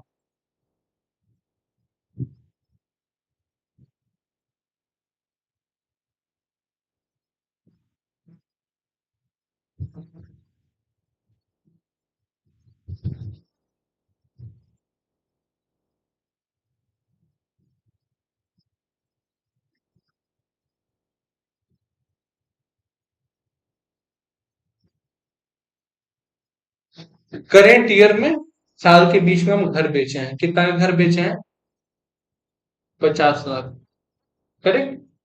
अब ये साल खत्म होने आ गए, दिख रहा है ना नोट, वापस साल खत्म होने लगे, हमको कोई दूसरा घर पसंद ही नहीं आ रहा है, बट ये पूरा मेरा इंटेंशन है कि हम घर खरीदेंगे, तो गवर्नमेंट तुम्हारा इंटेंशन तो कल को बदल भी सकता है, आया ना, क्या किया जाए,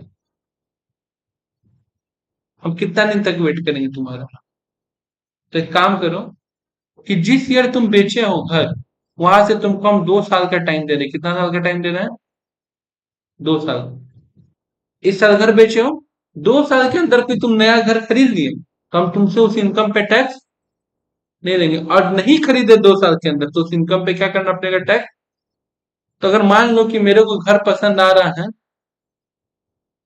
5वां साल में, कितना पसंद आ रहा है, तो क्या गवर्नमेंट मेरा उस इनकम पे टैक्स माफ करेगा, नहीं ना माफ करेगा, क्लियर है बात। या फिर गवर्नमेंट बोल रहा है कि तुम इस साल घर बेचे हो ना, और पिछले ही साल तुम एक घर खरीदे थे, क्या किए थे, हो सकता है ना कि पिछले साल एक घर खरीद लिए थे, और उसका पेमेंट करने का बारी आ रहा था, इस साल घर बेच करके पेमेंट कर रहे हो। तो गवर्नमेंट एक चीज देखो, तुमको 3 साल का मोटा मोटी टाइम दे रहा है, इस साल अगर तुम कोई घर बेच रहे हो, तो आने वाले 2 साल का टाइम दे रहा है, और बीते हुए 1 साल का टाइम दे रहा है। इस अकाउंटिंग ईयर में तो कुछ नहीं हो रहा है, आगे पीछे हेल्प लिया जा रहा है, तो कहाँ ये भी तो एक्रुअल बेसिस कहाँ एप्लीकेबल है, कैश बेसिस पे चल रहा है, क्लियर है बात, कोई दिक्कत, समझ में आया ना तीनों, पक्का तो, क्या और एक बार ये वाला बताएं, क्लियर। इसी इसी वजह से यहाँ पे अकाउंटिंग का रिलेवेंसी और इरिलेवेंसी लिखा हुआ है, पहला रीजन है, ठीक है, इसके अलावा और भी रीजन है, ठीक है।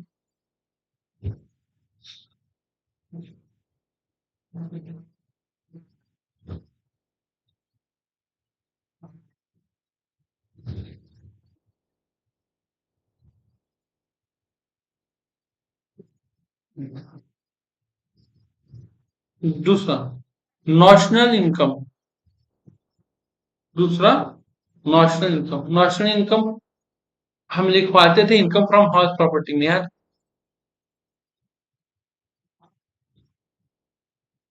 इनकम फ्रॉम हाउस प्रॉपर्टी के एग्जाम्पल दे रहे हैं एचपी का, हाँ। क्या होता था, gross municipal value, fair rent, इन दोनों में से क्या देते थे बाबू, करेक्ट क्या देते थे, हायर,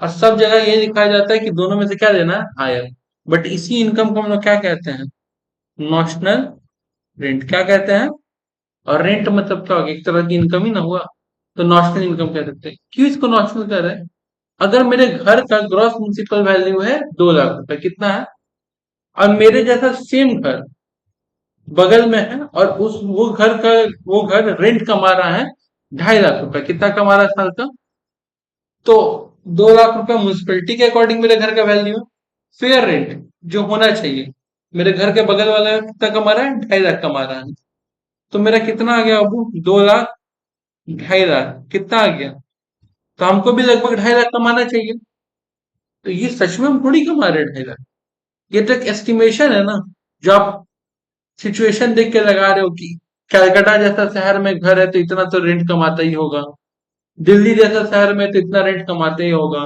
अरे ये रेंट नहीं बता रहा तो क्या हुआ, इसके बगल में जो पड़ोसी रहता, मेरा दोस्त है, उन लोग का 2.5 लाख इनकम है तो ये लोग भी तो 2.5 लाख कमाता होगा। तो बस एजम्पशन चल रहा है ना आपका।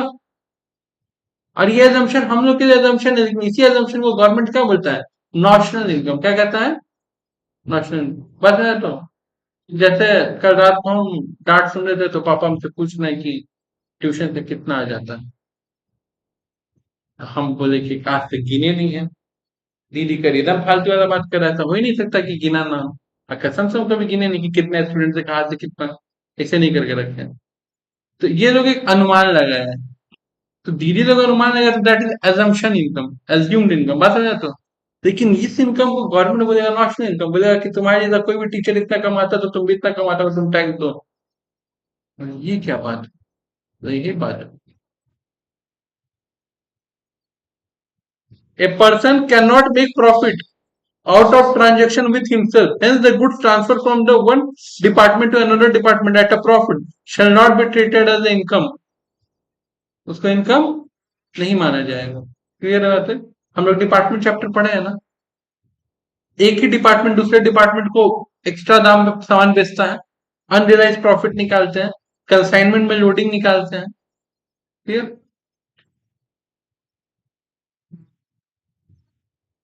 सोर्स ऑफ इनकम, एक बात याद रखना, ये भी डिफरेंस। सोर्स ऑफ इनकम और हेड ऑफ इनकम अलग अलग चीज है। सोर्स ऑफ इनकम और हेड ऑफ इनकम क्या है डिफरेंस?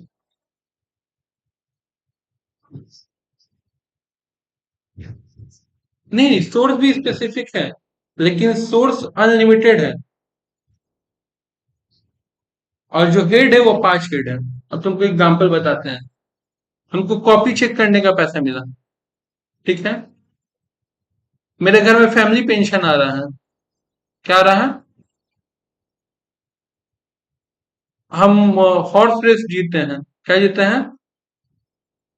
ये तीन अलग अलग सोर्स हैं, लेकिन ये तीनों सोर्स का इनकम आता है किससे? एक ही हेड में, इनकम फ्रॉम अदर सोर्सेज। बात समझे तुम? हम एग्जांपल के लिए केमिकल का बिजनेस करते हैं, ठीक है। एग्जाम्पल के लिए हम गारमेंट्स का बिजनेस करते हैं। दो अलग अलग सोर्स है, लेकिन ये आएगा किस हेड में? पीजीबीपी में। मेरे पास कुछ रेसिडेंशियल प्रॉपर्टी है, कुछ कमर्शियल प्रॉपर्टी है। रेसिडेंशियल प्रॉपर्टी घर उर रहने के लिए दिए हैं, और कमर्शियल प्रॉपर्टी का मतलब क्या हो गया कि दुकान उकान भाड़ा पे दिए हैं। लेकिन आ रहा है मेरा इनकम फ्रॉम, हाँ। तो जितना तो जैसे मान लो कि बड़ा सा बिल्डिंग है, जैसे तुम्हारा घर है, नीचे वाला दुकान जो है वो हो गया कमर्शियल एरिया, ऊपर हो गया रेसिडेंशियल। बात समझ तुम? जैसे कि हम पहले जहाँ पढ़ाते थे वहां पे क्या ऑब्जेक्शन था कि अगर आपको पढ़ाना है तो आप नीचे जगह लेके पढ़ाओ, नीचे वाला फ्लोर क्या है? कमर्शियल एरिया है। आप रेसिडेंशियल एरिया में नहीं पढ़ा सकते। बात समझे? बड़ा लॉजिकल बात किया था लोग, हम लोग जिद पड़े हुए थे, ऐसे कैसे मेरा घर में पढ़ाऊंगा। उस दिन रियलाइज हुआ difference between own house and flat. क्या दिक्कत है यहाँ तक? तो हेड और सोर्स में समझ में आया ना? कोई दिक्कत? ये क्या होता है? A capital receipt, capital versus revenue receipt. A capital receipt is not liable to tax, ठीक है, unless specifically provided in this act, in the act. Whereas a revenue receipt is not exempted unless specifically, देखो ये होता है tax लिखने का घटिया सा तरीका। क्या बोल रहा है? A capital receipt is not liable to tax. क्या कर रहा है? कैपिटल रिसिप्ट पे टैक्स नहीं लगता है। कैपिटल रिसिप्ट पे टैक्स नहीं लगता है जब तक स्पेसिफिकली बोला ना जाए। तो पूरा एक चैप्टर बना दिया है कैपिटल गेन। कैपिटल एसेट्स पे टैक्स लग रहा है, कैपिटल एसेट्स को बेचेंगे तो मेरे को क्या मिलेगा? कैपिटल रिसिप्ट मिलेगा। उस पर क्या लगेगा? कैपिटल रिसिप्ट यानी कि मेरे को फायदा होगा, उस फायदा पे टैक्स लगेगा, तो कैपिटल गेन चैप्टर ही बना दिया, क्लियर। लेकिन ऐसे कहा यह जाता है कि तब तक कोई कैपिटल रिसिप्ट पे हम लोग का टैक्स नहीं लगेगा जब तक बोला ना जाए। एक और रिसिप्ट है, हम एक स्कूल चला रहे हैं, अब मेरे को अमेरिका से फंड आ गया 10 करोड़ रुपया, ये बड़ा अमाउंट है ना, कैपिटल रिसिप्ट है। 10 करोड़ रुपए में हम वैसा और 4 स्कूल खोल देंगे, हाँ या ना? करेक्ट है बात, तो कैपिटल रिसिप्ट है। इन इंडिया में वैसे इनकम के ऊपर मान लो अगर कोई सिस्टम नहीं है टैक्स का, तो उस पर टैक्स नहीं लगेगा, क्लियर है बात। ये भी तो कैपिटल रिसिप्ट है ना। जबकि रेवेन्यू रिसिप्ट में इज नॉट एग्जेम्प्टेड, मतलब कोई भी रेवेन्यू रिसिप्ट एग्जाम्प्ट, रास्ता पे चलते चलते अगर 200 रुपया मिल गया उस पर भी तुमको टैक्स देना पड़ेगा। कोई कोई रेवेन्यू इनकम आपको माफ किया है, क्या किया है? रेवेन्यू इनकम, और जो माफ किया होगा वो आपको स्पेसिफिकली बता देगा। तो हकीकत में कोई रेवेन्यू इनकम माफ नहीं किया, सैलरी एक रेवेन्यू इनकम है, इंटरेस्ट एक रेवेन्यू इनकम है, कॉपी चेक करना एक रेवेन्यू इनकम है। छोटा छोटा अमाउंट होता है ना, और हर महीना महीना रिकरिंग बेसिस पे हो रहा है, बस सब पे टैक्स देता है। शायद ही कोई छोड़ता है तो छोड़ता है, जैसे हाउस रेंट अलाउंस छोड़ दिया, वो भी पूरा लिमिट चेक करने के बाद, क्लियर है बात तो।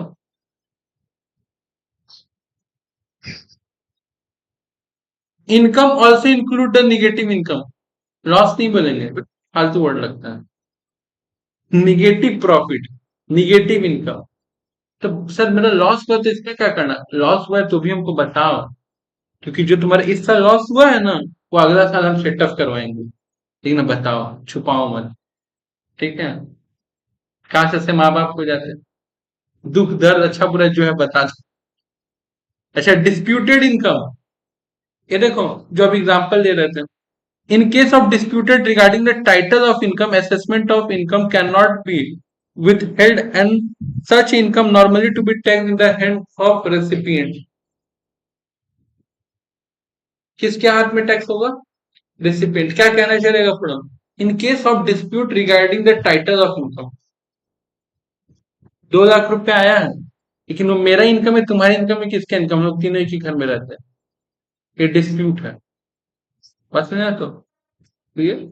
दूसरा चीज, assessment of income can not be with held and such income, ठीक है, असेसमेंट नहीं हो पा रहा है, तुम्हारा असेसमेंट करे किसका करे, इसका करे, घर में 2 लाख रुपया प्रकट हो गया है, पैसा आया है, कौन लाया कहां से लाया कुछ क्लियर नहीं है, उसका भी हम रीजन और लॉजिक बता देंगे। नॉर्मली भी taxes in the hand of the recipient, तो जिसको पैसा मिला था तो उसके हाथ में टैक्स होगा। अब इसको सिंपल करते हैं, चलो याद करो 2012 में हम लोग कितने यूनिट बनाए थे?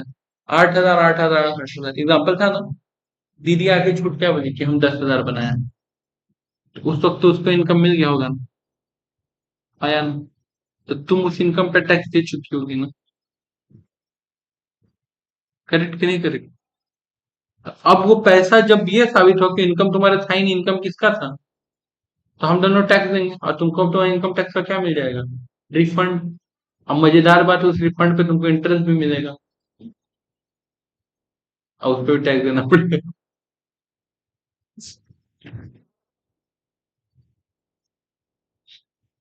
Lump sum receipt, there is no difference between income receipt in the lump sum और इन इंस्टॉलमेंट। कह रहा है कि कोई डिफरेंस नहीं होता लमसम में इंस्टॉलमेंट में। देखो लमसम क्या होता है, इंस्टॉलमेंट तो तुम समझ रहे हो, salary is example of instalment. Salary कैसे मिलता है आपको? महीना महीना मिलता है, सिंपल सा बात है, लेकिन ये लमसम वाला स्कीम बता दे रहे हैं। बड़ा बड़ा फैक्ट्री है कहीं पे, ठीक है, उसमें हमको कुछ कुछ कॉन्ट्रेक्चुअल काम मिलता है, जैसे एग्जांपल के लिए कॉन्ट्रेक्चुअल काम मिलता है कि कलर करना है, वेल्डिंग का काम करवाना है, ठीक है, छोटा छोटा, और उसके लिए वो सब काम करवाने के बाद मेरे को 10 लाख 12 लाख का हम जो भी कोटेशन देते हैं वो पेमेंट हमको मिल जाता है, क्लियर है बात? जब पेमेंट मिलता है तो सरकार हमको कहता है कि आपका तो पीजीबीपी इनकम हुआ, तो आप बताओ कि आपका कमाई कितना है। तो बोले सर हम तो कभी हिसाब किताब किए नहीं, हम तो ऐसे ही घूम घूम के 4 5 फैक्ट्री का काम कर देते हैं, साल भर में आ जाता है 2 4 10 लाख रुपए। 2 की 4? सर 2 लाख रुपया। कितना कंपनी का काम करते हो सर? 5-8 कंपनी का काम करते हैं, 5 की 8? सर 8 कंपनी, 8 कंपनी का काम करके 2 लाख रुपए आता है लमसम, यही ना? बोला, हाँ हाँ। यानी कि आपको एग्जैक्ट फिगर नहीं पता, लेकिन मोटा मोटी अमाउंट पता है। क्लियर है बात? कोई दिक्कत? जो हम लोग ऊपर पढ़ रहे थे 44 एडीए, ये सब जो पढ़ रहे थे, इसमें कंसेप्ट है प्रिजम्पटिव इनकम। किसका? Presumptive income. आज तक इस कोचिंग सेंटर का ट्रेडिंग नहीं बना है, पीएल नहीं बना है, बैलेंस शीट नहीं बना है। हम ठीक है, लेकिन हर साल गवर्नमेंट को बताना तो पड़ता है ना कि सर हम कमाते हैं। तो इस कोचिंग सेंटर का खर्चा क्या है, ये भी कभी वो नहीं देगी, क्योंकि पर्सनल अकाउंट और ये अकाउंट अलग तो रखते नहीं है। तो गवर्नमेंट हमको बोलता है कि जितना भी तुम्हारा कैश ट्रांजेक्शन हुआ है उस पे 8%, कितना परसेंट? 8%। और जितना भी तुम्हारा ऑनलाइन ट्रांजेक्शन हुआ उस पे 6%, हम उसको डीम टू बी प्रॉफिट मान लेंगे। क्या वो मेरा सच में कमाई है? उससे ज्यादा भी हो सकता है, उससे कम भी हो सकता है। That is an approximate income या लमसम इनकम, हाँ या ना? कोई दिक्कत है आपको?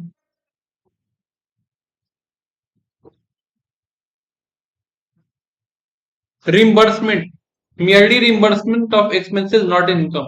हम तुम्हारे लिए कोई काम किए, तुम्हारा रजिस्ट्रेशन करवाए सीएमए में, मेरे अकाउंट में पैसा आया, हम पैसा पे कर, तो एक्चुअली में तो मेरे को रिम्बर्समेंट हुआ ना तुम्हारे लिए, जो पैसा हम खर्च किए थे। गवर्नमेंट उस पर थोड़ी मेरे से कोई टैक्स ले लेगा। क्लियर है बात?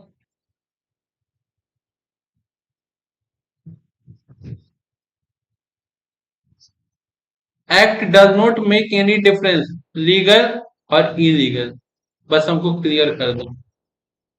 लीगल इलीगल, देखो लीगल तो समझ में आता है, लीगल इनकम क्या होता है, पढ़ा रहे लीगल इनकम है, बस उस पे नौकरी करे लीगल इनकम है। हम और नंदनी दोनों मर्डर करते हैं, बस फर्क है। नंदनी आज भी किसी के अंडर रह के मर्डर कर रही है, तो उसको मर्डर करने का सैलरी मिलता है। इलीगल एक्टिविटी कर रही है, तो उसका कौन सा हेड में जाएगा? हाँ, हाँ इलीगल है, लेकिन टैक्स को उससे मतलब नहीं है। तुमको सैलरी मिल रहा है। नहीं नहीं नहीं नहीं, तुम किसी के अंडर रह के मर्डर कर रही हो, क्या कर रही हो? किसी के अंडर? कैसे है? तो बात ध्यान से तुम मेरे प्रश्न, तुम किसी के अंडर रह के मर्डर कर रही हो, बात समझ आया तुम? कोई बड़ा सा क्रिमिनल्स के अंडर मर्डर कर रही हो, वो उसको हमेशा महीना का 4 लाख रुपए दे रहा है, तो 12 चौके 48 लाख, तो उसको टैक्स देना पड़ेगा। आओ कर लो सीएम। अब तुम तुम क्या कर रही हो? अंजलि कैसे मर्डर कर रही है? अंजलि ना ऐसे मर्डर नहीं करती है, वो किडनैपिंग धमकी उमकी ये सब उसका मेन काम है। मर्डर कभी कदार वो कर देती है एक आध, या तो जब वो खुद कोई बड़ा सिचुएशन में फंसती है, या तो कोई इंसान बड़ा सिचुएशन में फंसता है तो लेकर के टाइम पास के लिए कर देती है मर्डर। तो उसका मेन काम नहीं है मर्डर करना, तो उसका जाएगा इनकम फ्रॉम अदर सोर्सेज। हम प्रॉपर सुपारी लेके मर्डर ही करते हैं, मेरा पीजीबीपी। हाँ वही तो PGB, profit and gain from business process. हम क्रिमिनलिस्ट हैं, बस यार। तो खैर ये मजाक का बात था, बात ये है कि इनकम लीगल है इलीगल, तो गवर्नमेंट को इससे मतलब नहीं है। आप टैक्स पे करो, जैसे आप टैक्स पे करोगे, बता दोगे कि सर हम साल भर में 560 मर्डर किए हैं, पर डे 3-4 दिन निपटाते थे सर, इतना मेरा इनकम आया। गवर्नमेंट कुछ नहीं करे, गवर्नमेंट आपसे टैक्स लेगा बहुत प्यार से, इनकम टैक्स डिपार्टमेंट, और टैक्स लेने के बाद सीबीआई को पुलिस को बता देगा, वो आपको लेके जाएंगे जेल। आपका जेल जाना ये अलग मुद्दा है, लेकिन टैक्स देना ही जरूरी मुद्दा है। बस यार, क्या चीज?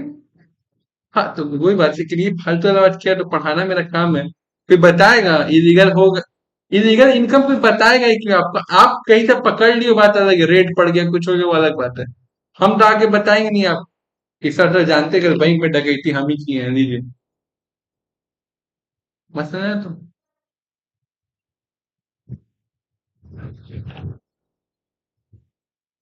Income by the mutual activity. Mutual activity का मतलब क्या होता है कि in this regarding it is to be noted that in case of the mutual activity where some people contribute to common fund and are entitled to participate in the fund and the surplus rise। हम लोग fund जुटा करके कोई छोटा सा business किए हैं, और उससे जो इनकम जनरेट हो रहा है उसके बेसिस पे, वही बॉडी ऑफ इंडिविजुअल वाला। हम पढ़ा रहे हैं, तुम बोली ये हम भी पढ़ा सकते हैं, ये बोले हम भी पढ़ा सकते हैं, तुम लोग भी पढ़ाने लगे ना, तुम लोग को पार्टनर बनाया है ना कुछ, बट तुम लोग को इक्वल राइट से जितना राइट्स मेरा है, बस ना। तो एक म्यूचुअल एग्रीमेंट पे हो रहा है। ये मस्त ये मस्त इनकम है। ठीक, सोशल वर्क में जरूरी नहीं कि कमाई है। अच्छा, ये मस्त कमाई है। हाँ, वो पिन भूख के भाग जाता, उसे डॉक्टर की कमाई होगा। मजाक करो। पिन इनकम क्या होता है? रिसीव।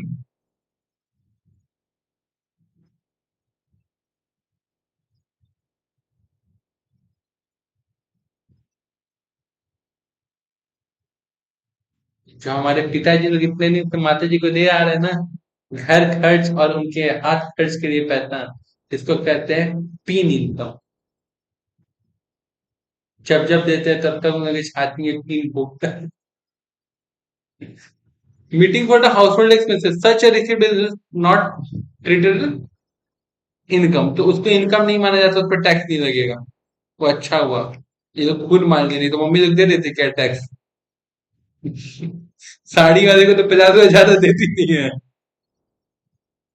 अच्छा, लेकिन ये ध्यान देना, note, income on investment out of pin money shall be treated as.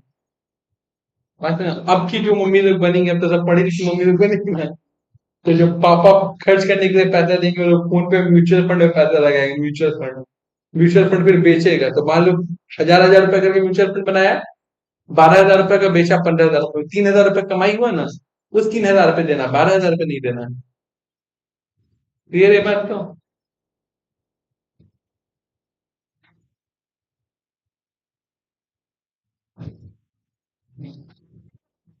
एक अच्छा तो रहता है। मेरे पापा के पास मान लो टाटा मोटर्स का शेयर है, तो खुशी खुशी मम्मी को गिफ्ट कर दिए शेयर, कोई दिक्कत नहीं है। उस शेयर पे डिविडेंड आएगा ना, करेक्ट? वो डिविडेंड आएगा तो उस पर टैक्स कौन भरेगा, मम्मी या पापा? उससे क्या हुआ? उससे क्या हुआ? टैक्स तो आप ही को देना पड़ेगा। पहला, अब उसका भी हम क्लियर करें। पहला बात ये क्लियर, लेकिन अब मम्मी के पैसा तो हाथ में आ रहा है मम्मी के ना। अब मम्मी क्या की डिविडेंड का पैसा इकट्ठा करके, ठीक है, टाटा केमिकल का शेयर खरीद ली, उससे जो डिविडेंड आएगा उस पर मम्मी टैक्स भरेगी। क्या केस है, ध्यान रखना। एक बहुत पुराना केस स्टडी है। एक हस्बैंड अपनी वाइफ को घर गिफ्ट करता है, तो घर से इनकम फ्रॉम हाउस प्रॉपर्टी आएगा, तो बोला ये जाता है कि टैक्स कौन देगा, वाइफ देगी। अब ये जानबूझ के किया है, क्यों किया है? क्योंकि अगर वो जो इनकम कमाता था हस्बैंड, ठीक है, अगर उसमें हाउस प्रॉपर्टी का भी इनकम जोड़ता था ना, तो ज्यादा इनकम हो जाता था, टैक्स ज्यादा देना पड़ता था। तो क्या किया, इनकम बांटने के लिए घर धीरे से क्या किया, गिफ्ट कर दिया वाइफ को। कोई दिक्कत नहीं है। अब इनकम होगा तो कितना वाइफ को देना पड़ेगा, टैक्स, जिस जो भी इनकम होगा। तो लेट सपोज कि इंसान का कमाई था 2.5 लाख, और उसका इनकम फ्रॉम हाउस प्रॉपर्टी आता था 2.5 लाख, टोटल 5 लाख होता था। 5 लाख पे तो टैक्स देना पड़ता है। हस्बैंड क्या किया कि घर धीरे से किसके नाम पे डोनेट कर दिया, मतलब गिफ्ट कर दिया। कोई दिक्कत है तो वाइफ को दे दी, दिक्कत नहीं, डोनेट गलती से निकल गया। वाइफ को वाइफ को घर दे दिया। अब 2.5 लाख तो हस्बैंड कमा रहा था, अब बाकी का 2.5 लाख कौन कमाएगा? सरकार आया, हस्बैंड पे टैक्स दो। सर किस बात का टैक्स? बोले क्यों, अगला बार 5 लाख कमाए थे, इस बार ही 5 लाख।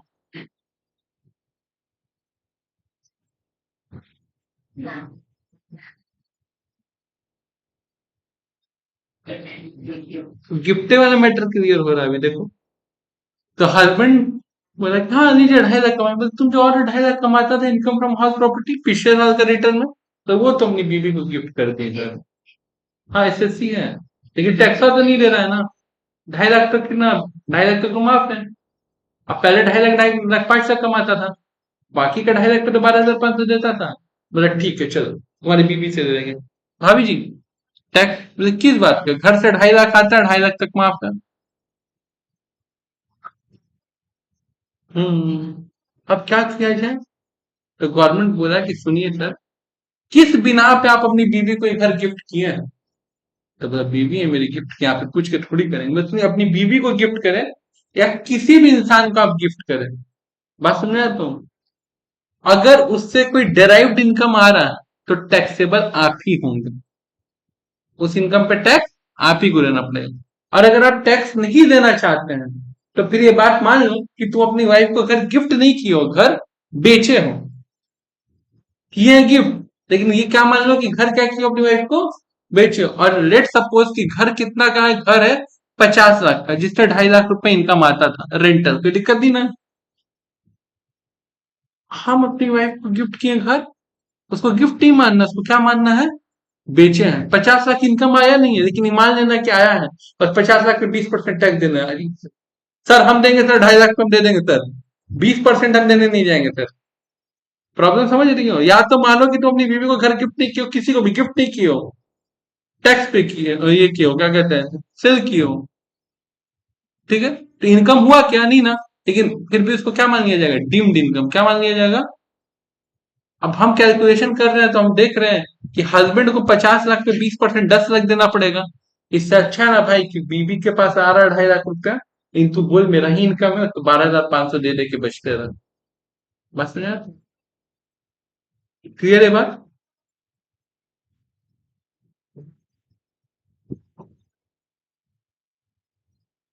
ये देखो, ये क्या होता है,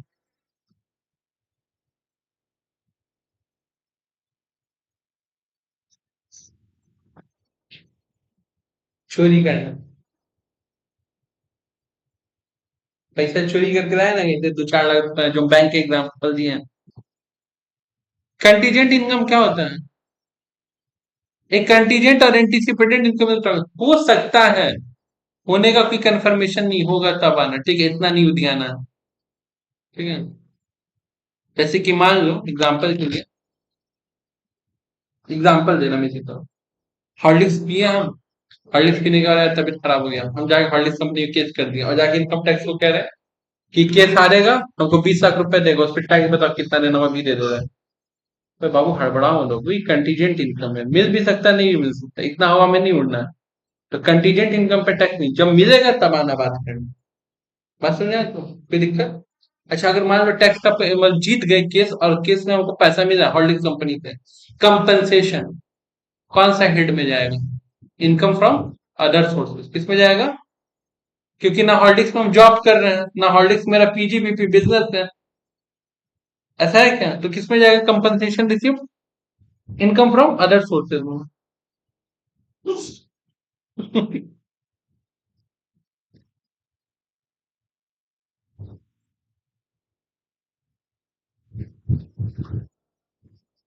सब्सिडी क्या होता है तुम लोग को पता है, सब्सिडी शैल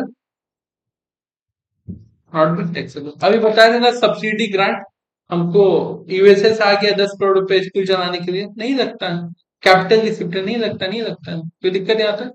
ये पूरा डेफिनेशन है इनकम का। अब इसको रीड करना है खाली, कि तुमको सारा पॉइंट दिमाग में रहे।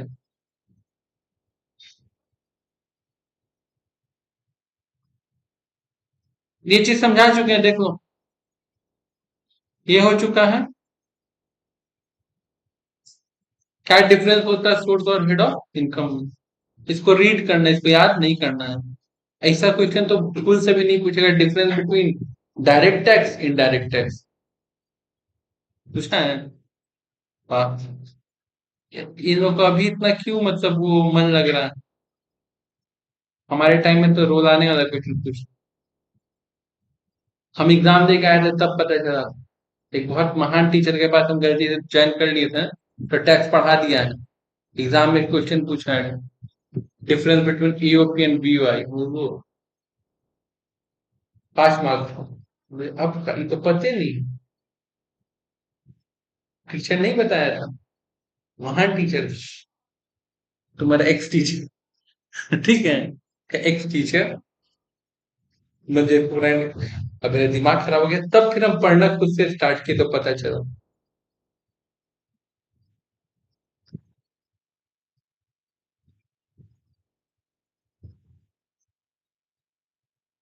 और-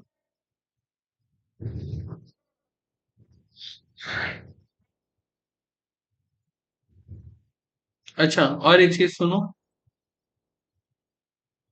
रजिस्ट्रेशन 1 में बताना है खाली लीगल स्टेटस, मतलब लोकल अथॉरिटी, ये कंपनी, ये सब बताना है।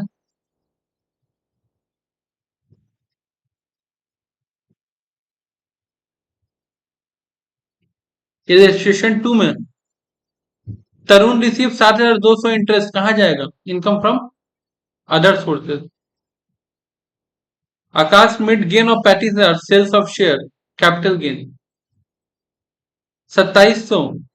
रेमुनरेशन मिला है कॉपी चेक करने, remuneration as a examiner from the Calcutta university, कौन सा किस स्टेट में जाएगा? Income from other sources. ठीक है। लॉयर हो, इनकम हुआ 1,45,000 पीजीवीपी, ये कोई बड़ा चीज नहीं है। रजिस्ट्रेशन 1 2 तो हो जाएगा। अब ध्यान से सुनना, पांचों हेड को मिला के मेरा क्या आता है? Gross total income. फिर उस पे क्या हमको माफ होता है? माफ होता है डिडक्शन 80C से 80। बस में तो हमारे पास टैक्स बचाने के लिए, ठीक है, टैक्स बचाने के लिए हमारे पास तीन चीज है। क्या है? तीन चीज है। वो तीन चीज क्या, पर ध्यान से सुन लो।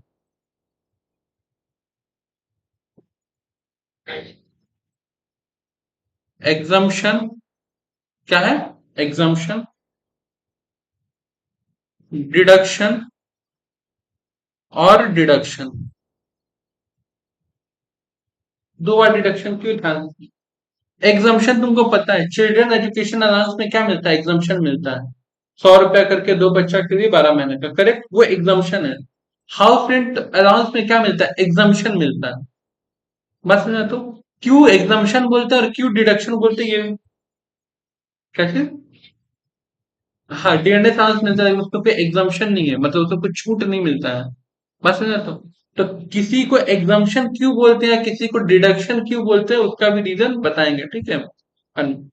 डिडक्शन दो है, एक है बिफोर जीटीआई, एक है आफ्टर जीटीआई। ये भी क्लियर कर देना है। आफ्टर जीटीआई क्या है? तुम लोग को याद होगा, 80C से 80U तक, 80G डोनेशन का, एलआईसी का, ये वाला पूरा जो है ग्रॉस टोटल इनकम के नीचे मिलता है, क्लियर। ये वाला क्या है, इसमें तुमको पता है, सैलरी में स्टैंडर्ड डिडक्शन मिलता है 50,000 का, जो अब बढ़ के 75,000 हो गया, कल तुम्हें बता दी थी। अब 75,000 हो गया नया टैक्स डिजाइन में, उसका तुमको चाप नहीं देना है। हाँ या ना? तो मेरे को एक बात बताओ, वो डिडक्शन मिल रहा है अंडर सेक्शन 16? प्रोफेशनल टैक्स का डिडक्शन मिलता है अंडर सेक्शन 16। इसके अलावा इनकम फ्रॉम हाउस प्रॉपर्टी में 24A और बी मिलता है। तो दिस ऑल, ये भी सब तो डिडक्शन है, और ये सब क्या है? एग्जाम्पशन है। जैसे एचआरए का हमको जहां तक याद है 1010A समथिंग कुछ है। हाँ, कुछ नहीं। हाँ, अच्छा, तो जो भी ऐसी 10 सेक्शन 10 के अंदर था, तो कौन सा, किसको एग्जाम्पशन बोलते हैं, किसको डिडक्शन बोलते हैं, और डिडक्शन तो कौन सा बिफोर वाला को कहते हैं, आफ्टर वाला को, ये भी हम लोग क्लियर करेंगे, कोई दिक्कत नहीं है। बट ये तीन चीज होता है, टैक्स टैक्स लाइबिलिटी के पहले बचाने का, निकालने के पहले इसके थ्रू में बचा सकते हैं, करेक्ट। अच्छा, अब बनना,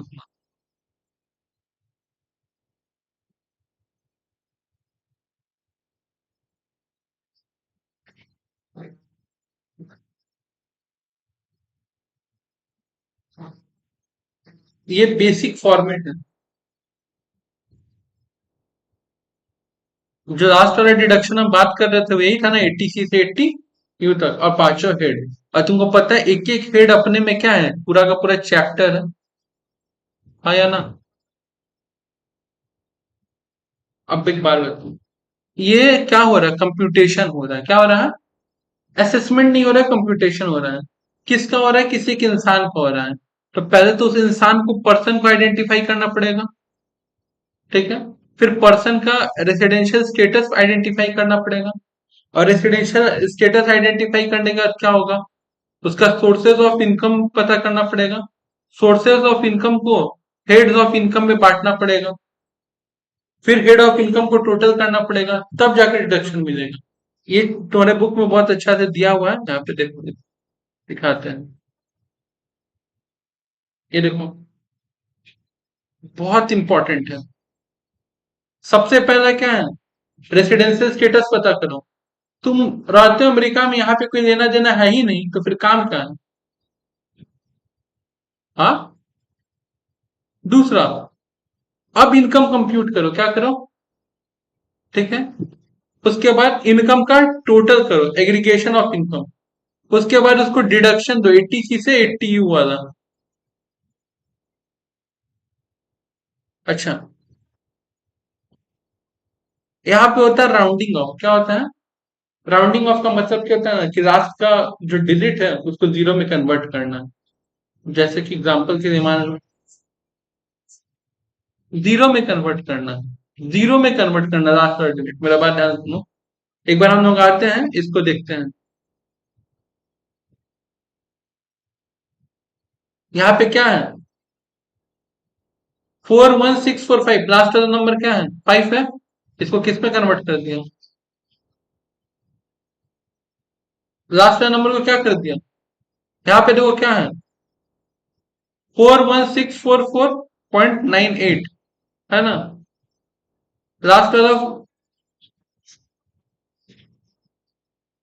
सब कुछ सेम रहेगा, लास्ट वाला नंबर बस जीरो हो जाएगा। जैसे तुम्हारे मन में ये आ रहा है ना एग्जाम्पल के लिए कि मान लो 7 दिया है, क्या दिया है? 7 दिया है, तो बस उस 7 को जीरो कर देना है। ये नहीं देखना है कि मतलब जैसे 47 है तो उसको 50 कर दे। ये नहीं है, बात समझ आपको? कोई दिक्कत? मेरा मेरा अच्छा, टोटल रिकॉर्डिंग नियरेस्ट 10 क्या करना है? Rounding off tax nearest 10। ध्यान से सुनना, ये है राउंडिंग ऑफ टोटल इनकम। क्या है? Total income. हम एग्जांपल देकर समझा दे रहे हैं। Rounded off nearest multiple of 10 if the last figure in rupees element in. ये कहना चाह रहा है कि जैसे तुम्हारे अमाउंट है ना 41645 था, तो अगर इसके जगह रहता 41644 तो भी इसको हम लोग लिखते हैं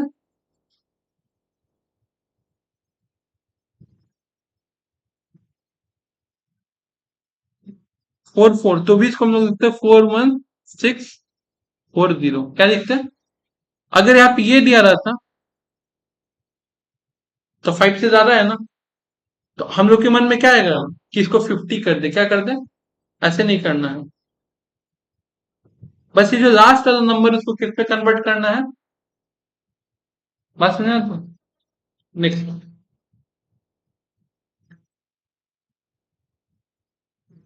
लेकिन जब टैक्स का लाइबिलिटी निकालेंगे, टैक्स टैक्स, तो अगर मान लो तुम्हारा आ रहा है 4876 है, 80 के नियरेस्ट है, 70 के तो नियरेस्ट ही ना है, तो देखो इसको किस में कन्वर्ट किया है। ये क्या है? 52 60 के नियरेस्ट है कि 50 के नियरेस्ट है? 50 के। 38 40 के नियरेस्ट है कि 30 के नियरेस्ट है? 40 के नियरेस्ट। 32 30 के नियरेस्ट है कि 40 के नियरेस्ट है? तो ऊपर में नियम है कि बस लास्ट नंबर क्या हो जाएगा? जीरो। और यहाँ पे नियरेस्ट देखा जाता है। बात समझ में आया? तो सिक्स स्टेप क्या है? अब टैक्स लाइबिलिटी निकालो। क्या निकालो? उसके बाद आपको क्या मिलेगा? रीबेट। उसके बाद उस पे लगेगा सर्च चार्ज, उसके बाद लगेगा हेल्थ एंड एजुकेशन फीस। और कल इसी पे ना हम लोग डिस्कशन करना बाकी है, रिलीफ। अगर रिलीफ मिलना रहेगा तो ये बहुत इंपॉर्टेंट चीज है। कितना सेक्शन है? 86 89, 4 सेक्शन है ना इसके बारे में।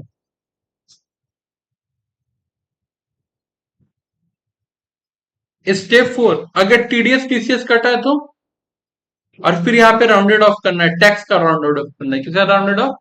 टैक्स का। कोई दिक्कत है यहाँ तक? बात समझ में आया?